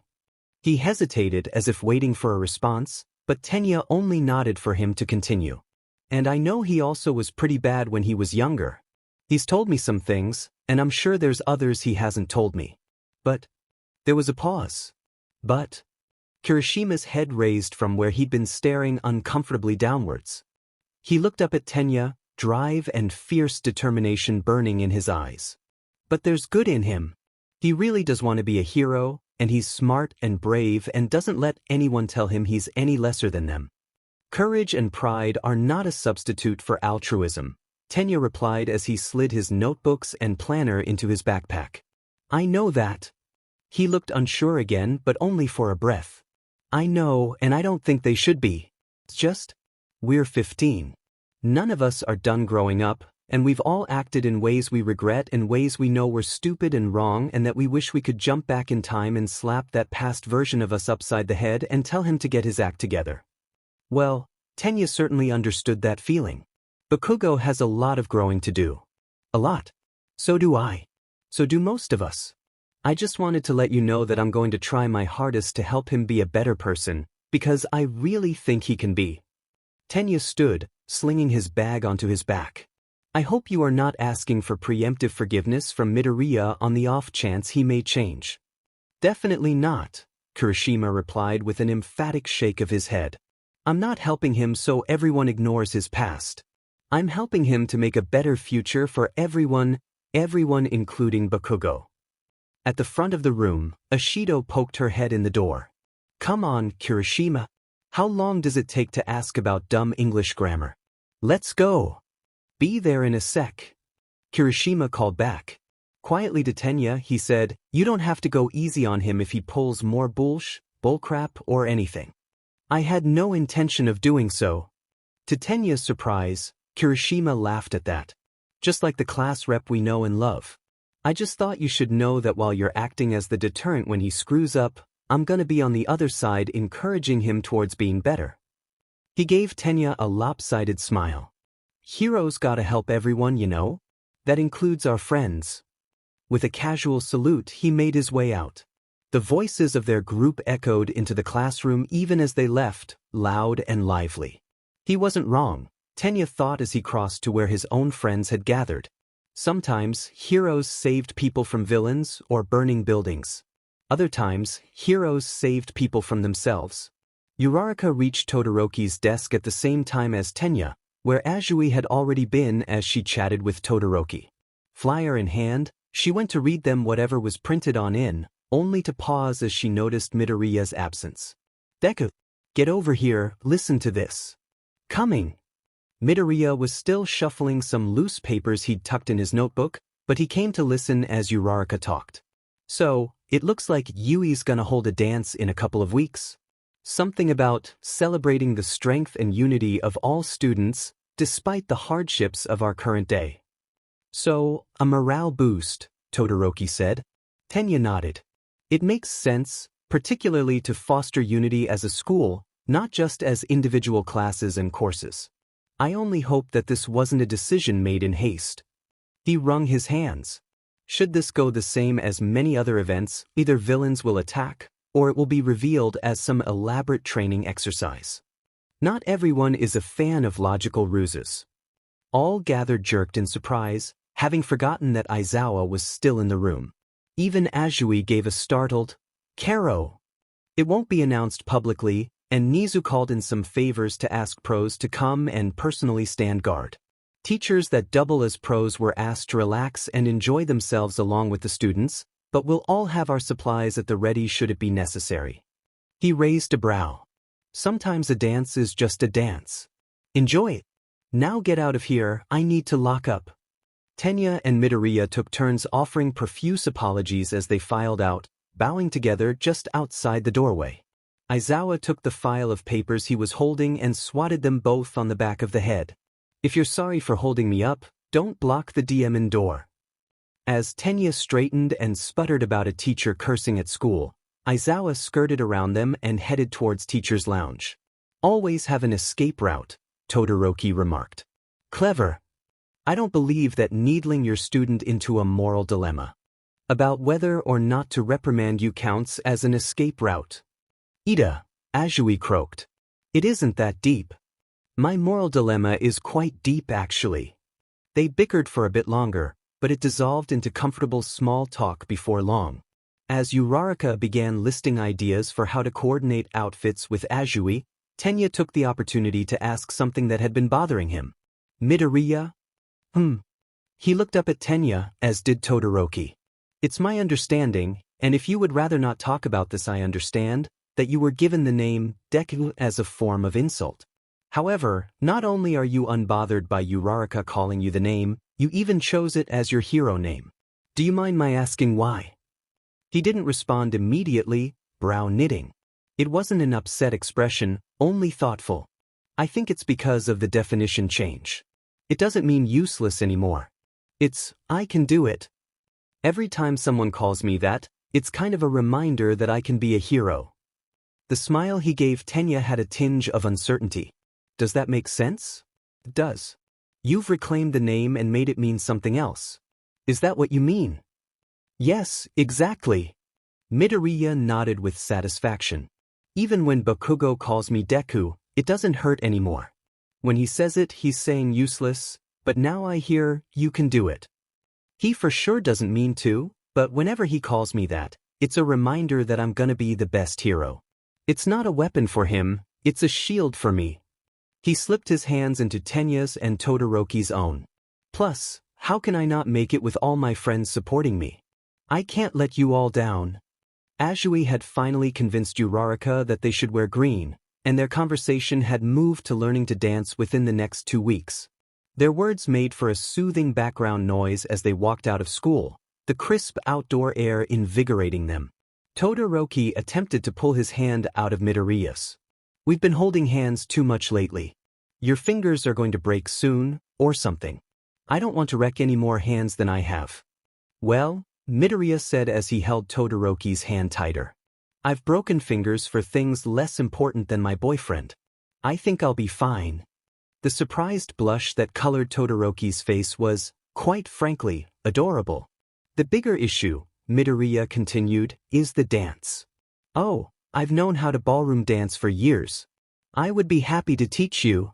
Did you learn how to ballroom dance with 2 other people at once? Well, shit. Tenya put a coin in his internal swear jar.